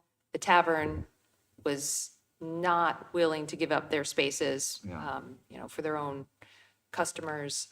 But I was trying to redirect people over to the empty business lot. Is across that the the street. Verizon? Is that what you were referencing? Verizon is front of the building up the street. Okay, there's a The business. small business Yeah, the small plex. business park is behind it, across Yes. from the tavern. People weren't as quick to want to park there, but I think they realized they found Hager Park, they found some on-street parking, and then there was some overflow into the business plex. But I think, as John mentioned, if we can get ahead of it and just identify satellite locations within close proximity, that would certainly help vendors and, guests coming into the city. Right. And we do have a CIP project to make some improvements to the parking lot at Hager Park. Not that it's going to add a lot of spaces, but it's a gravel lot now, and we're going to end up paving it. So it's going to be more inviting for people to use it. I just feel like Verizon's the sort of easy solution to most of it. We can certainly reach out to them and make contact, see what the possibilities are.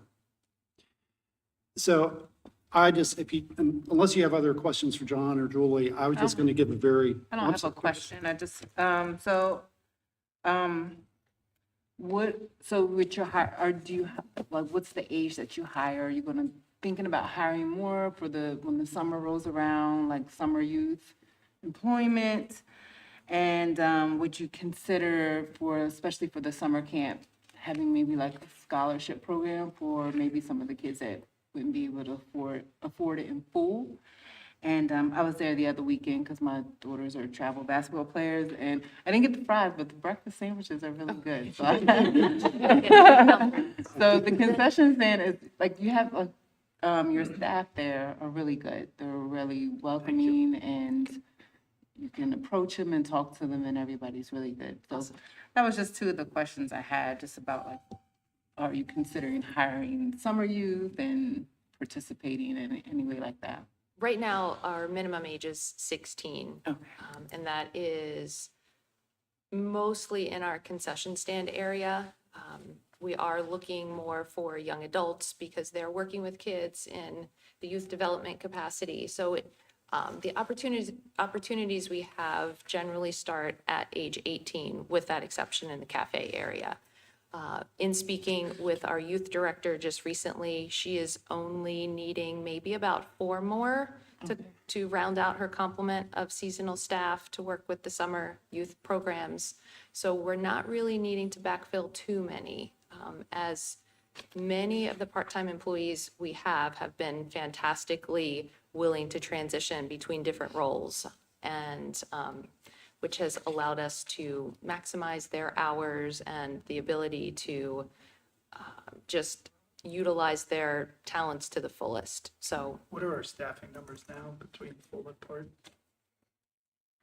approximately 65 to 70 total employees. Yes, So that's probably. mostly part-time. And someone could just go to the website and see any employment opportunities? Yes, it's listed under careers. Okay, thank you. And scholarships, we haven't really discussed that too much, but something that we've talked about internally, because we know that, where we are, there are potentially a number of children that could benefit from assistance. So what we've done in other locations is we have a not-for-profit arm called Play On. And so we try to get some community contributions to fund a scholarship program. And you said that's your nonprofit that you built with? Correct. Okay. Correct. So we haven't started that here yet, but that's in the works. John, did you want to say anything about sponsorship, how that's going? Yeah, we were coming pretty close on some naming rights, but it didn't quite work out. But we got a couple nice, big ones. I don't know if you've been over by the facility, but, on the turf side, the three of the big banners came in. We got a great one from Academy Sports that gave us a whole truckload of equipment that really benefits the customer because it's coaches packets. You know, if you coach flag football, you get a ball and some cones and a bunch of stuff like that. Similar thing for youth basketball. And we've got several more in the works. Great. That's awesome. So just real quickly, from the construction standpoint and financial perspective, this, I mean, I've been with the city since 2001. This is the largest single dollar amount project that I've been involved with. It went, in my opinion, amazingly well. We ran into some hiccups at the very beginning with some poor soil conditions that we had to deal with. We kind of knew that we might, but we worked through those. The building construction itself, I think, went very smoothly. Shout out to Waynesboro Construction, the general contractor. I thought they did a very good job. Had some minor glitches with the concrete floors in the hardcourt area. Had to do some touch-up work on those before they could put the sports flooring down. But in general, I think the project went very smoothly. And from a financial standpoint, when this project was being conceived and sort of put together, the original funding plan for the project had a bunch of different funding sources that we thought we might be able to draw upon. And that ended up getting tweaked and modified every time as we got into the project, and some of these funding sources were available. Some of them, like the George Edwards Fund or Program Open Space, that just didn't seem to fit with our schedule and how things were going. So Michelle ended up moving money from other places in the general fund to cover those funding shortfalls. And then from a construction standpoint, the project, we got to the end, the overall cost of the project, if you add up all of the consulting agreements, all of the preliminary stuff, contingencies that we ran into, where we thought the project budget was going to be was $26,069,000. We ended up going slightly over that. We ended up at $26,301,000, which is a little bit over $200,000 beyond. But when you look at it at a percentage basis, it was less than 1% of the overall budget, which for a project of this complexity, I thought we did really well. So yeah, I think that going forward, I don't know exactly what we have written in the lease agreement, but I think we're going to be doing at least annual reports where John will come and Julie come present what's going on. Certainly, if the council would like more frequent reports, we could do that. But I think we're kind of thinking yearly basis, annual basis. And quarterly, there'll be financial reviews with staff and Kingston. Right, we just did receive our first quarterly report. So. And then just to further, one further clarification, and that 26 million, it isn't just specifically construction. It included some of the very beginning phases and studies and survey and all of it we did. So we're just waiting on a few, I think, invoices to come through, and then I will likely in May be coming back with a final, probably through May consent, to move some of the very last funding pieces around. Well, if I'm not mistaken, that's two self-supporting or intended to be self-supporting projects that were large in the millions of dollars, both of which staff and our partners delivered at the 1%, right? The parking deck and this project were both in that. Yeah, that was 3%. So, but just to see those numbers that go out of $11 million or out of $26 million, you know, you're $500,000 off between the two is a really small number in the grand scheme of things for what you get. Yeah. Yeah, when at the end of the day. when we do engineers' estimates at the beginning of a project, the smallest contingency ever figure is 5%, and it's often up to 10%. So to be at less than 1% at the end of this project was great. Thank you. Anyone else? Any questions? Great. Thank you. Thank you. Appreciate it. See you guys. That's right, we'll have an annual barbecue. Yeah. You're welcome. Yeah, that's great. I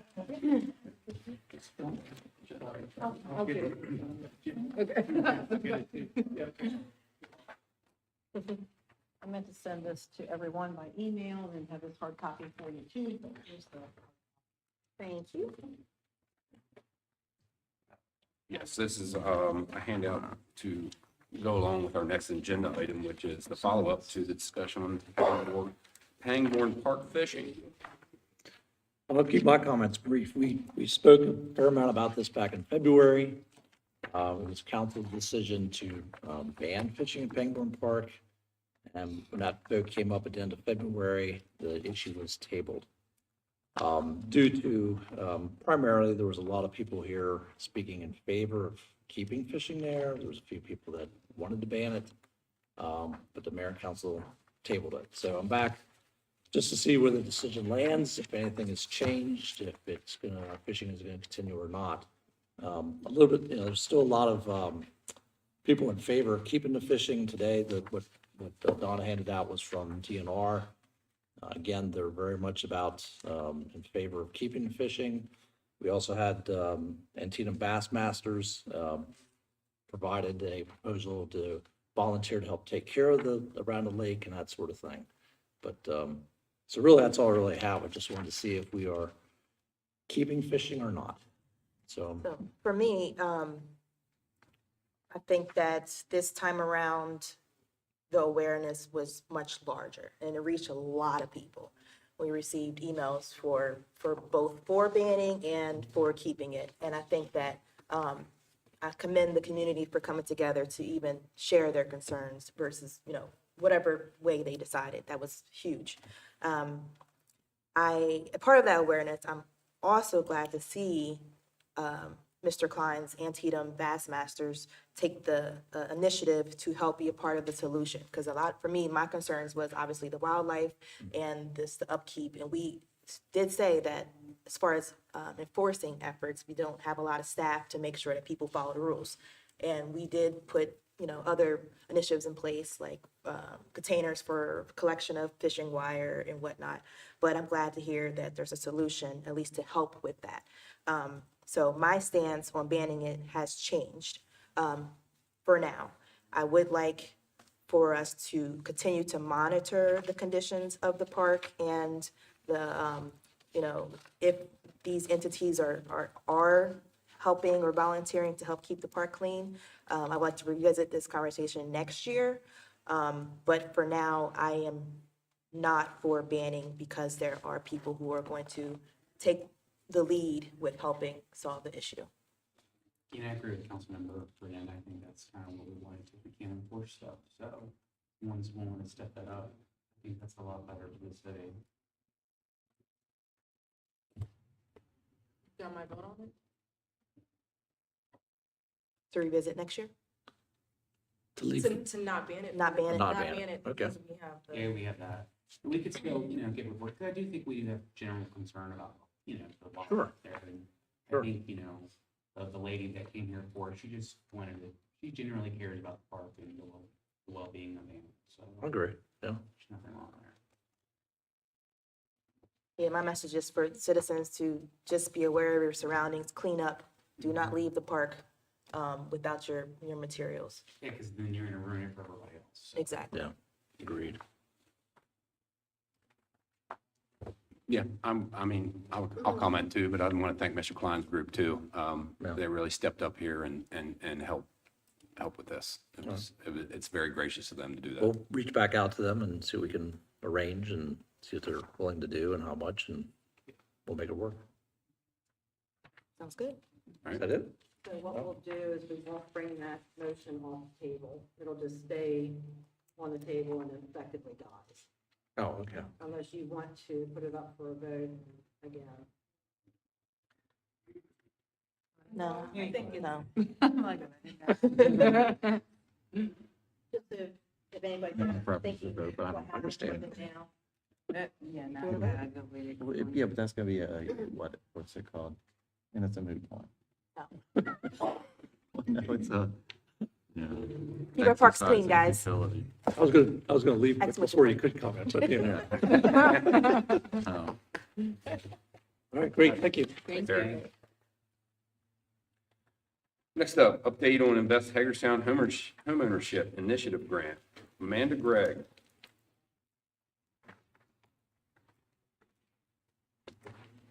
Evening. Back in October, I came in front of you guys to talk about the Invest Hagerstown program, the home ownership program. We talked about some changes to the guidelines that were voted on, and you guys asked for an update of the progress of the program. So we're back here just to kind of give you some highlights on that. So this year, we have funded and assisted 58 homeowners, a total of $435,000 in grant funding, which of that did include 5 payoffs of someone paying back the loan. 3 homes of the age was built after 2000. 25 of those homes were previously rental properties. 46 of those 58 home buyers were first-time home buyers. The average age of a home buyer was 40. 18 of those homes had children in them, and we drew, it's an error there, but it's 40 home buyers from outside of Hagerstown into the city of Hagerstown. A normal budget for the Invest Hagerstown is about $165,000, so our typical is about 22 that we're helping. So this year, we absolutely have gone above and beyond those funds. Last year, we did help 42 home buyers, but our average is about the early 20s. So this program is very popular, has done very well. A lot of people really like it, and obviously you can see it's helped a lot of people. So I don't think any of the guidelines or restrictions that we did hindered, obviously, people being able to use the program. So I just wanted to come back and give you guys kind of the spreadsheet, the overview, and see if you guys had any questions or comments. I think helping 58 home buyers is amazing. This program is, we should just continue to just highlight how great this program is. But I do have a question. Yeah. Going back to our strategic plan with, do you have any updates on implementing the first-time home buyer program? Has that been started on? For some, other than this program of Yeah. something, no, we have not.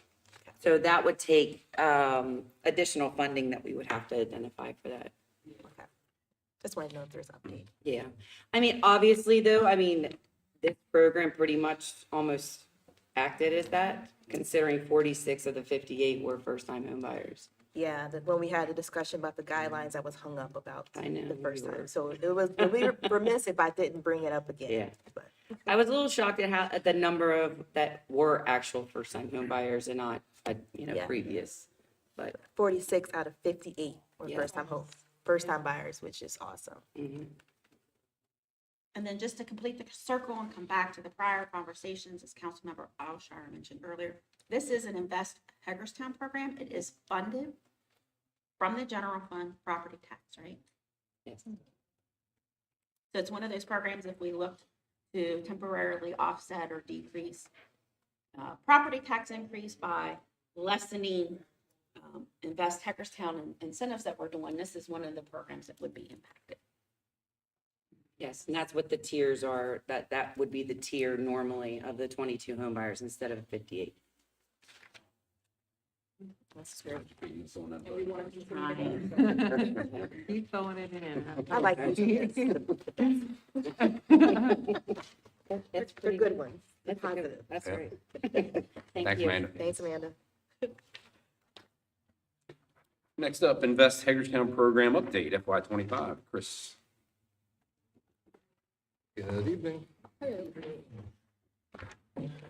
So each year, staff come to Mayor and City Council to seek approval to allow the review committee to essentially use remaining funds in the Invest Hagerstown buckets per se, from 4 of the 5 programs that you see in front of you, the citywide redevelopment grant, rental rehabilitation grant, commercial sign facade grant, and the homeownership grant that you just heard Amanda detail, on a first come, first served basis through the end of the current fiscal year.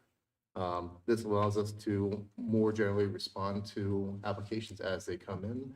And at the moment, for example, with the homeownership program, it is currently suspended as all funding that has been allotted for it has already been allocated and used. So we are trying to make sure that we are able to respond to any program applications that come in, whether they are apartment renovations, commercial renovations, or even potentially down payment assistance requests through the rest of the fiscal year. So we're not turning away applications potentially. And also make sure we're not leaving funding in one pot that's not being as utilized as others. We will also be seeking a future work session to review ideas regarding the utilization of the final bucket, that city center grant bucket, for larger projects as well as economic development priorities. But we are currently seeking approval regarding the $171,000 and some change to bring us through the end of the current fiscal year, so we can make sure we are responding to our Invest Hagerstown applicants accordingly. Are there any questions?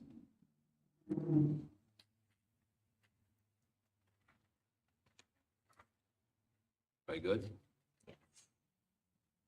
Oh, thanks, Chris. Perfect. Thank you. Yep.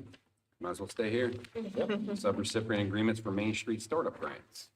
So we, regarding the Main Street Startup Grant, this is funding that the city has applied and received for Project Restore from the state of Maryland. In the past, we have come before this body with prior applicants the review committee has recommended, and we are here with another 3 that we're looking to help get these business owners into these spaces, help fill some of these vacant storefronts downtown. We are seeking approval to move forward with entering into the sub-recipient agreement for the recommended applications.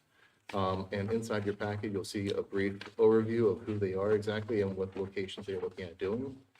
So for example, there is Painting with a Purpose, which will be an artist studio and artist supply store downtown.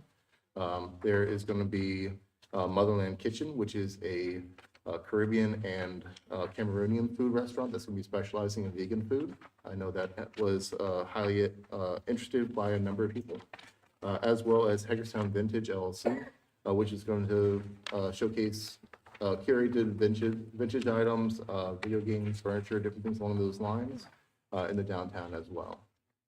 We are just seeking authorization to move into that subrecipient agreement required by the state of Maryland, so we can move forward with these approvals. Let me know if there's any questions. Yeah, just a quick question. Sure. Were there any more applicants for the meetup, for the, I'm sorry, the Main Street startup, or no? This is a first come, first served basis, so we are responding to these as they come in. These 3 that we have here are just the next round, the next batch that are currently ready to move forward. No, there was just an applicant that I thought had applied, but maybe I'm wrong. Juniper Cafe, is that correct? They just reached out to us this week, and we are currently working with them right now to make sure we have a complete application. Okay.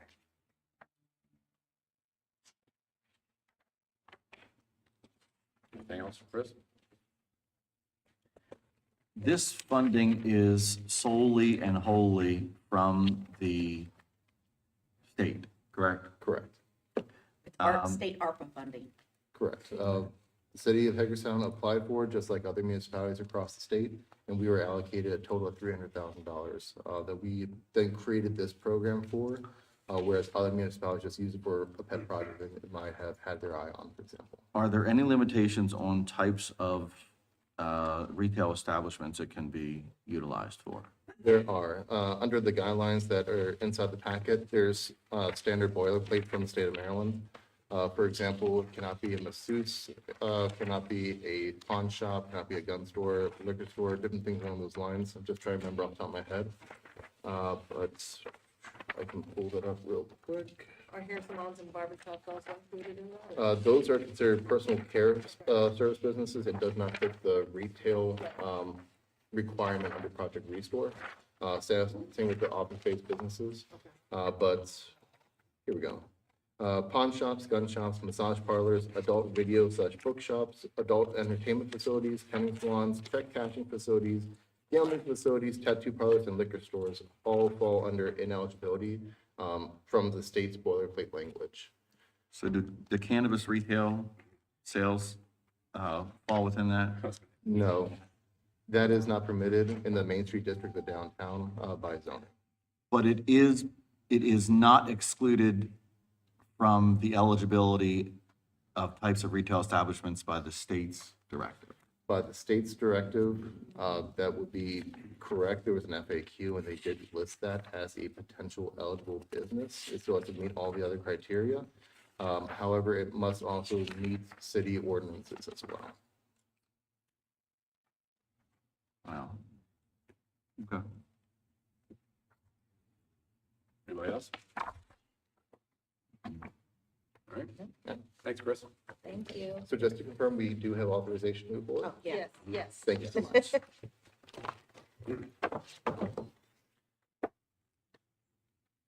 Next up is wastewater deduct meter, Maryland Cultivation and Processing. Nancy. There she is.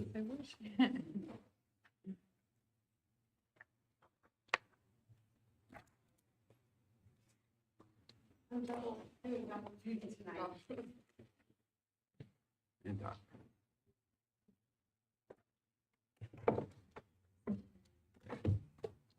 So we're back again this month, looking at or requesting the mayor and council consider a wastewater deduct meter for District Cannabis on Western Maryland Parkway.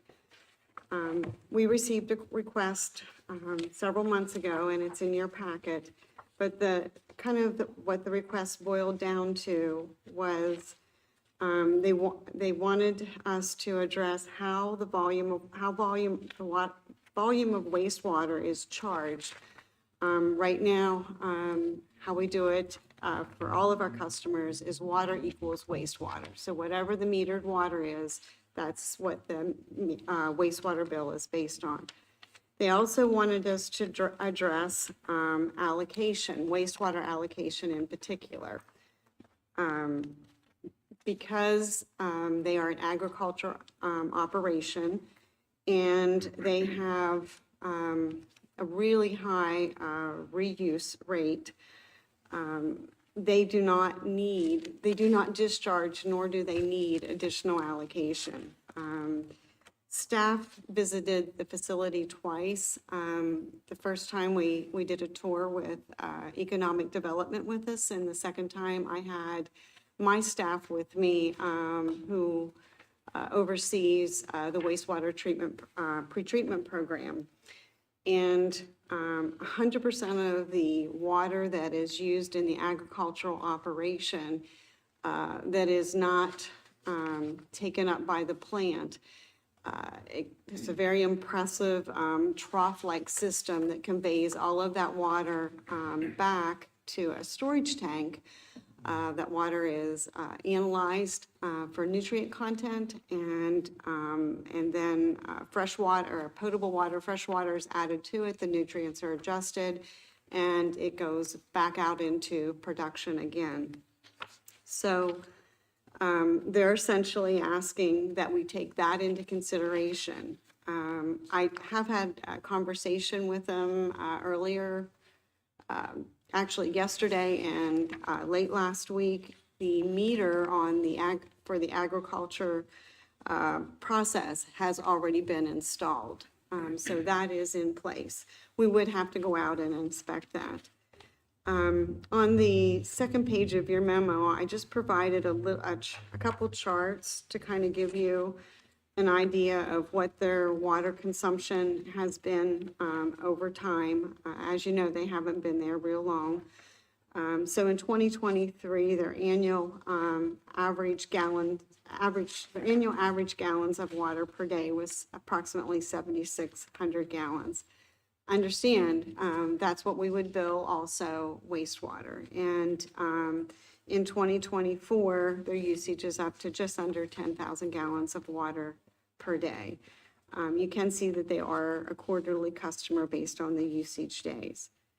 On that same chart, there is, currently they have 7,600, approximately 7,600 gallons of water allocation and 32, almost 3,300 gallons of wastewater allocation. We did put this on hold when we received the letter.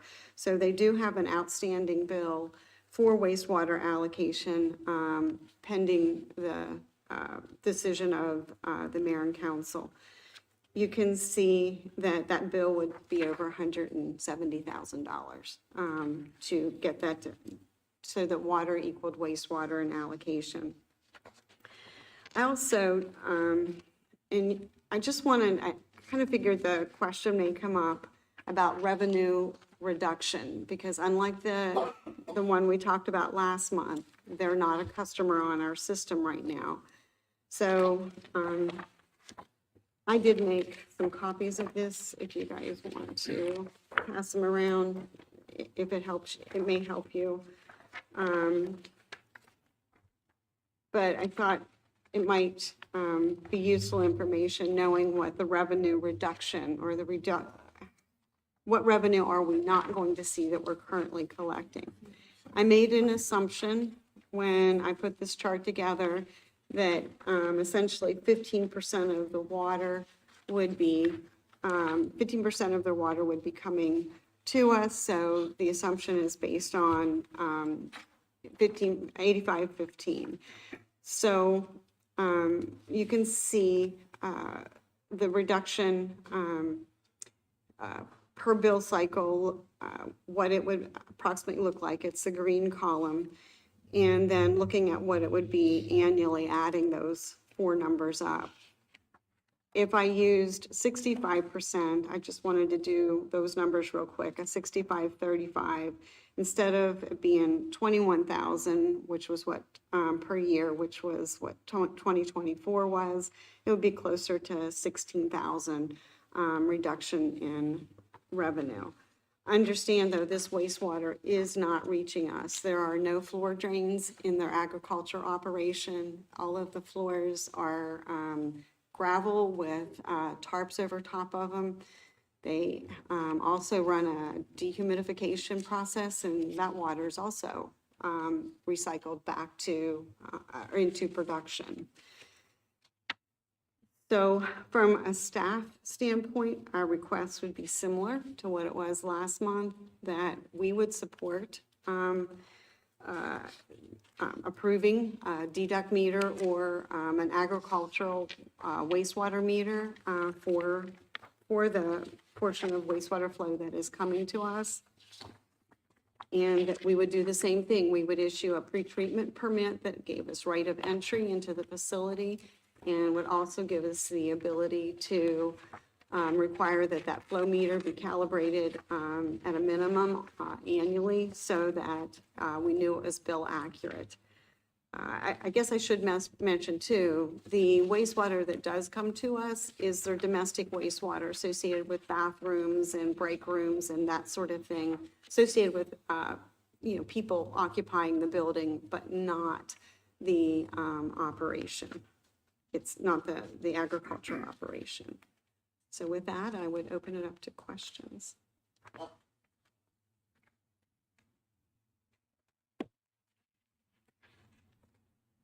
Any questions for Nancy on this one? Okay. All right. Great, we're good to move. We're good to move forward with No, that. yeah, keep going if you got a request for a new position. All right, so I guess I'm going to share a little bit of good news associated with why we need this new position. And just a little bit of history. We currently have 2 water meter service person positions. One of them is vacant, and it'll be advertised, dropped off the paperwork today to HR.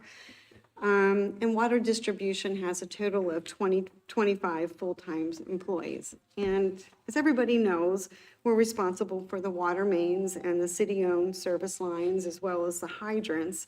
And the hydrants are not just for public safety, they are for water quality, to maintain water quality in the distribution system. So we flush those hydrants to keep the water if you will, fresh throughout our service area. We have over 2,200 hydrants, and we have well over 4,000 valves in our system. And we have approximately 32,000 meters, of which about 550 of those meters are large meters. They're 4 inches or larger. But the good news is that since 2014, our customer base has grown by over 1,700 folks. Most of those, over 1,400, almost 1,500, are residential customers, which is, pretty exciting. And in the last 5 years, we've consistently added about 200 customers per year. Of those 32,000 accounts, over 800 plus or minus, we read those meters monthly.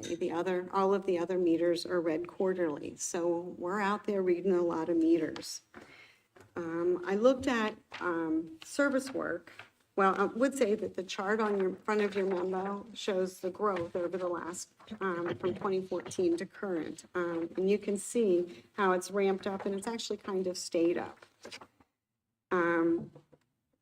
The chart on the back looks at the number of service calls that we've done. I don't know if 37,000, almost 38,000 service calls over a 5-year period sounds like much to anybody else, but I can tell you it keeps us hopping. And you can see the breakdown of those service orders, just looking at a 3-year period. We've done over almost 11,000 customer service calls for final bills. That's when a property is going to transfer. Sometimes a landlord calls in and says, my tenant's moving out, I need the meter read. But most of those are associated with property transfers throughout our service area. Miscellaneous includes everything that doesn't fit into those other categories. Things like frozen meters, the customer calls and says, my shutoff valve doesn't work and I'm flooding my house. Anything that a customer calls about that doesn't fit into those other categories. You can see that CONP is cut off for non-payment, and NPON is restoring a service after it's been cut off for non-payment.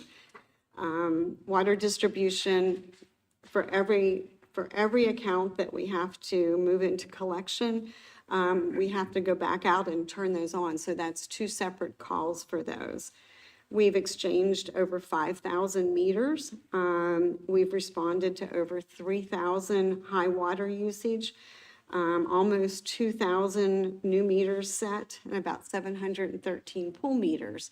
Those pool meters can be anything from an account going to inactive or folks that go to Florida for the winter and want their meter pulled for the winter, and when they come back, we'll go back out and set that meter. There is a charge for that, but we still, we do provide that service. I think what's also important to note is that when the economy was suffering some major blows in the 2007 to the 2010 or 11 time period, the water distribution lost 3 employees associated with that time period. Our request tonight is just for 1 position for water meter service person, and that would bring us up to 26 full-time employees and get us a little closer to where we were when our service population was about 28, give or take, thousand when I come on board. So with that, I'll open it up to questions. Absolutely. Thank you. Well, there's no question, but just something else.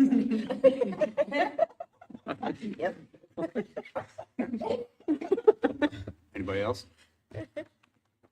It would be food for thought next week. Yeah, I will have a motion. There'll be a vote next week for it. Thank you very much. Thanks, Nancy. Thank you. All right, before we get to comments, everybody has a request, huh? Oh, I got one. Oh, I'm sorry. You're right. I forgot about Chief Kuiper and the speed timer contract extension stopgap. Sorry. Good with it. That's okay, Mr. Mayor. All right. So we're here just because the speed camera contract actually expired with the company that we're with now is Altamont. They bought out the company that we had a contract with. And it expired in January, and we're up for renewal with them in June.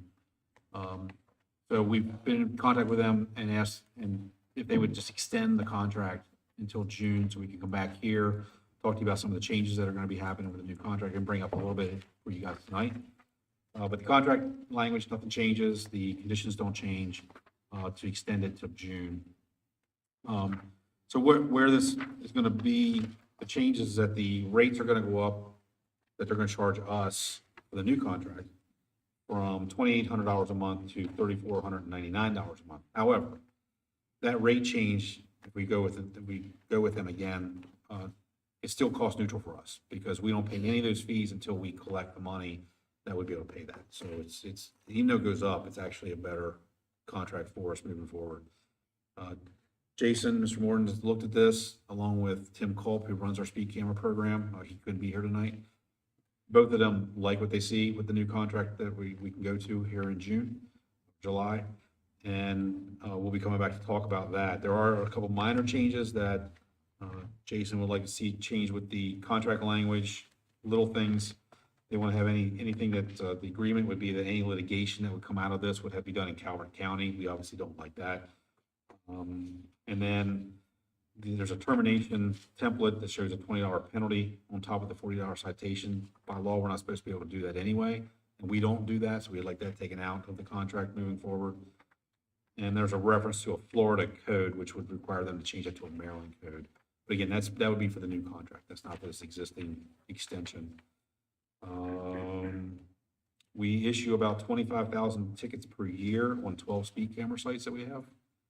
And with the new contract, if we do move forward with that, the equipment would be upgraded in those locations to some newer equipment under the new contract. Altamont, we like working with them. We've been working with them for a while since they bought it out. Tim likes working with them. And so we're feeling pretty good about moving forward with the new contract. But right now, for next week, you guys will be voting on just an extension of the current contract to get us to that new contract timeframe here come July 1st, I think it is. So and that's it, unless you have some questions for Jason or myself. Any I questions? have a question about the new equipment to upgrade the existing ones. Can you speak more about what will be the upgrades? Is it better quality or just can you speak? I don't know. I know Tim would know that. Probably better quality. Those cameras, we've had those cameras now for however long it's been. It's in the same boxes. I don't know if they're moving to pole mounted cameras or if they're going to be something, but obviously it's going to be. Those are all the things that he mentioned, yes. Better quality. It's going to be better. They It's gonna be wear better out over quality. time, helping to make sure, I mean, not that there's errors because of the way that they have to be approved, but again, so that it's a little bit more clear, because sometimes it's a little grainy on certain license plates. That's why I asked. Yeah, those cameras have been, since we started the program, it's the same April cameras. 2012. So it's time for an upgrade. And the company wants to do that as part of the new contract At no cost, that's all. at no cost. That's great. Mhm. Anybody else? Torn. Thanks. Okay. We'll do it again. Daniel's not getting taken.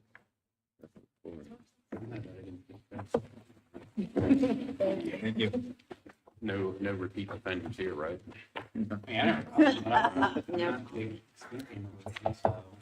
As you said it last, we all get one when we leave. Right. I was curious why you were answering a question whether I didn't better. Okay. I'm curious. Mayor, curious. All right. What I would start is a request of letters of support. Everybody has it from City of Hagerstown. It's addressed to Senator Van Hollen and Senator Ulster Brooks and Congresswoman Delaney about the tax exempt status of advanced funding bonds and municipal bonds. Just need approval. I'm a yes. I'm sorry? I'm a yes. Okay. Anybody else? Yeah. Councilman Flaherty? What was the letter again for? It's for tax exempt status of advanced refunding bonds and municipal bonds. I mean, everything's listed on. It looks like a single, like, Okay. I'll have to look at it before I decide what I'm for or against.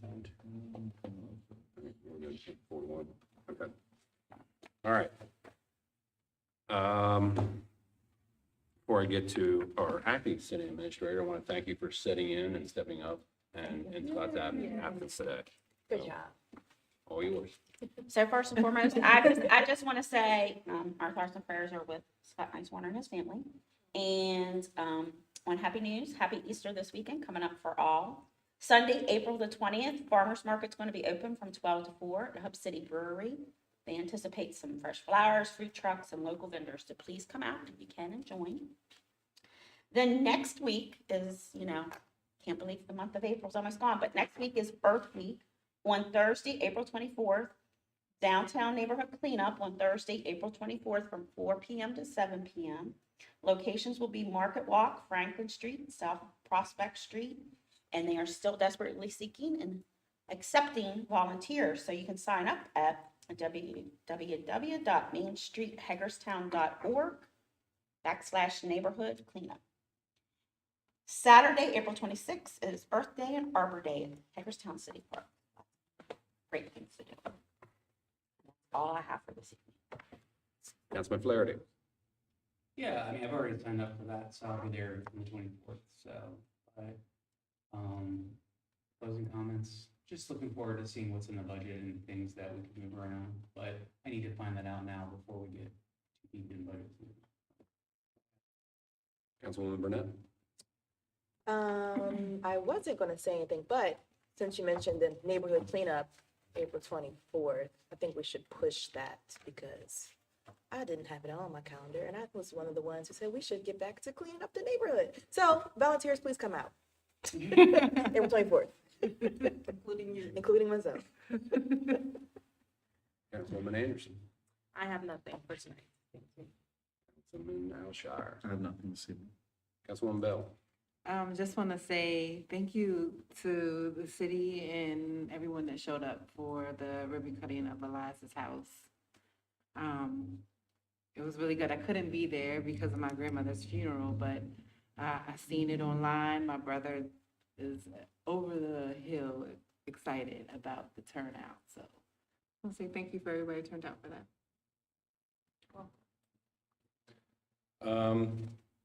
I mentioned last week that, and it happened this past Thursday, was the reentry simulation that we had. Myself and Councilwoman Bell, County Commissioner John Barr, and former Mayor Martinez attended. I want to thank everybody that put it on. It was a well-run. All the organizations, all the individuals that put it on, it was a well-run thing. It was very educational to go through and see what the barriers were on reentry. So it was a great event, and I would like to thank everybody. Also, there's a ribbon cutting for a new restaurant on Thursday, Bon Appetit, on the corner of Wilson and Maryland Avenue. New restaurant coming. So that's it for me. So I get a motion to adjourn. So moved. Second. Any questions about any agenda items tonight? Okay, we're adjourned. I'm not allowed to bang the gavel anymore. Bob Ritchie. Oh, No, of course he does.